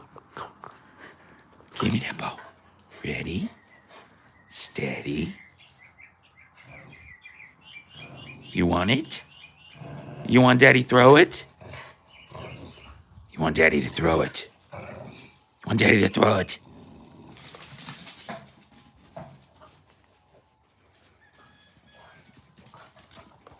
Good going.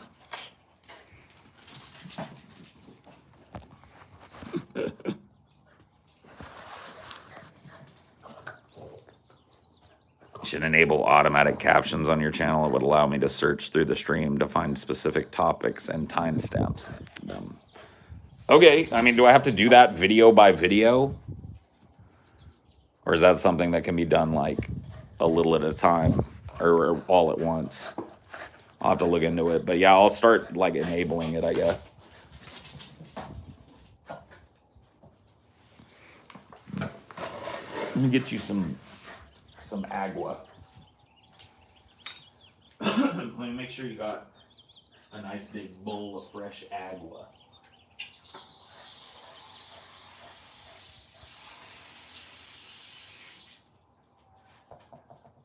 Here you go, D. Get a drink. Tasty. I know you got to be thirsty. There you go. Good boy. Good fetch. Ah.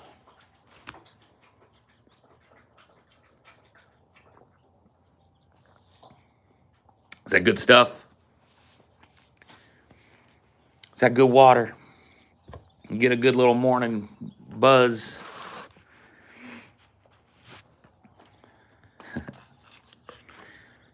I love my dog so much. I love my family so much, man. I'm so fucking lucky. Like, it may sound self-deprecating, but I genuinely feel like I do not deserve my family. And when I say my family, I of course include my immediate family, but what I'm really talking about is my family here. Dinor, me, Amelia, and Cricket. All together, all taking care of one another. I fucking love this. You guys have got to know, and I really don't want this to come off as shit talking. Ashley comes up in here a bunch of times. She and I are still friends. You know, I wouldn't say that we're super close anymore. She does her own thing and I'm still doing my thing. But we're not a couple that spent time together that has animosity towards one another. And so I don't mean this as an indictment of her.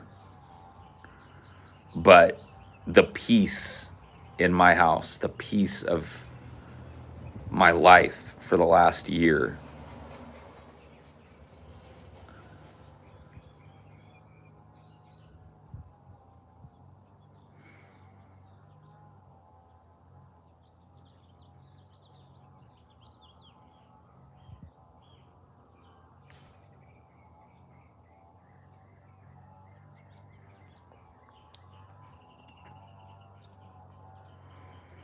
it's just really important. And I've never had it. My whole life, like my whole fucking life, I never once had it. I had bursts of it here and there, little tastes of it, but I never had it like I have it. And I just literally can't believe that I'm here.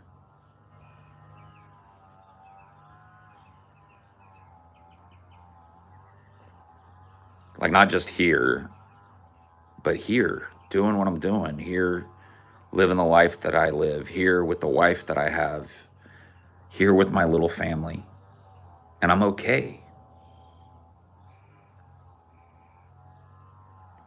You know, I can't fucking tell you on a personal note how fucking amazing that is. My house is not a fucking place where anger is expressed at each other in hurtful ways. It's not a house of screaming at one another. It's not a house of fighting and discontent. It's a house filled literally to the brim with love and compassion and understanding. And it feels so nice because I never had it. No indictment on my parents. I did not have the worst fucking childhood, but I never had fucking peace as a kid. If I did, it didn't last. My whole fucking life, dude. Moved out from my parents' house, went right onto the grind, you know what I mean? Barely making the bills, barely making your nut every month, living slim, living on top ramen.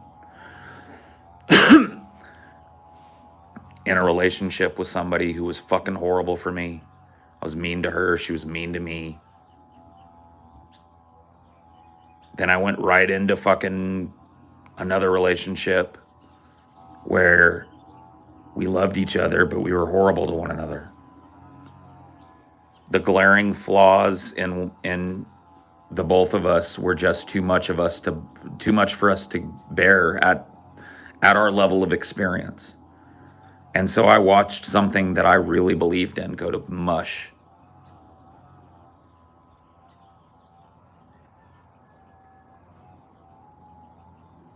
And then I met somebody else, and she was so different than anybody I'd ever been with. And that was very real and very honest. And we had a lot of good times together. Like I said, it is not my intention to shit talk Ashley or any of my exes. It takes two to fucking tango, and that's all I'm going to say about it. But it was another volatile fucking relationship. Another relationship that was punctured by extreme passion and extreme anger and angst and hurtfulness towards one another. I felt like at various times with all of these people that my house was not a calm place. My house was not a place where I could come to be okay. And I know that those people felt it too.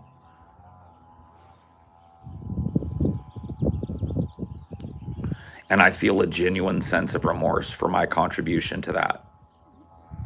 Because I have been 50% of 3 really long, ultimately pretty bad relationships. You know?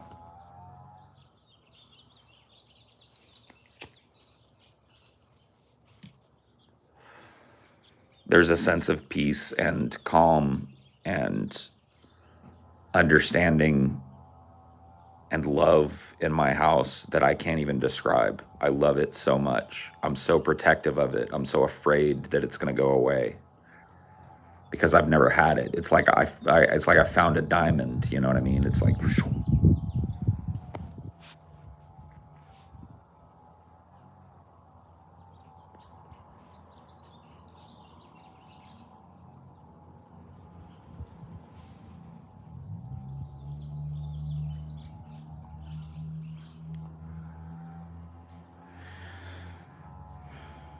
It's not just about having a person either. I don't want to diminish Amelia's influence in this. She's a huge part of this, but it's also about knowing yourself a little better. That's what it took for me to get there. And it has nothing to do with another person. That has nothing to do with another person. You don't necessarily need that person to have what I'm talking about.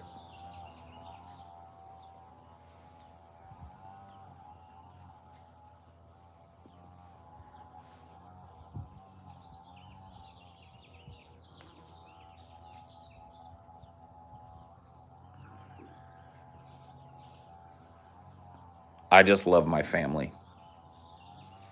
I love what I'm building. I love my job. I'm tired. I work hard. I put out a lot of fucking content for somebody that does what I do. But you know what? I don't complain. And when I do, I try and keep in mind how fucking privileged I am and lucky I am to have this type of a platform. Not just this, but everything that I do. And I'm protective of that as an idea.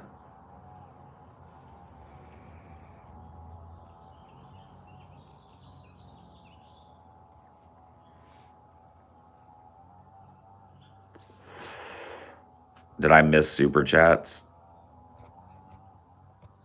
while I was waxing? I say that because you're right. Your money is nothing compared to your time. Donating your time makes a far greater impact, and we need to rejuvenate a culture of common concern and not consumption. Yes, I agree. You should enable auto. Okay, I got that one. So somehow I missed somebody's fucking super chat, and I apologize for that. 2 above yours? Jesus. I'm fucking bad, bro. Build local community support for unions. Continue using creative outlets to build support. YouTube. Increase the Highdeologite followers. Sure. Yeah.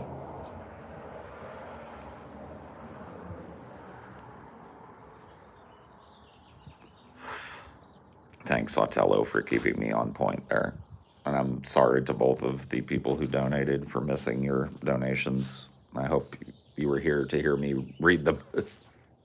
I try not to be shitty with that, but the truth is I don't look at my phone the whole time I'm doing this, and I miss them sometimes, so I'm sorry. I missed yours. So even farther up, I missed one. Jesus, fuck. Most of your labor talk is lost in these 2-hour videos with unrelated titles. Maybe just dedicated channel to this you upload regularly. Yeah, you're probably right about that. That might be a good idea. Money. Yes, money. Thank you. Thank you for money.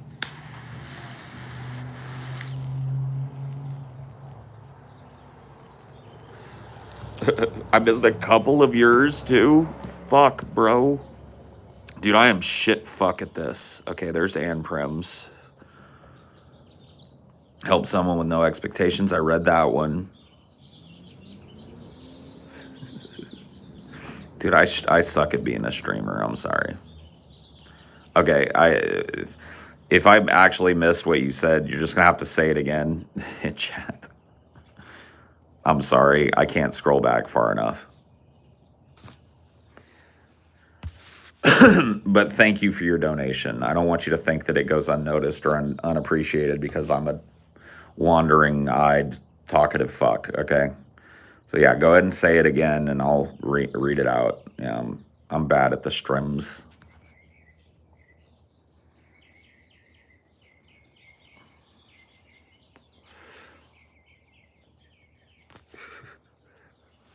I'm bad at this, bro. Oh, dude. All I do, smoking cigarettes and watching Captain Kangaroo. Now don't tell me I've got nothing to do.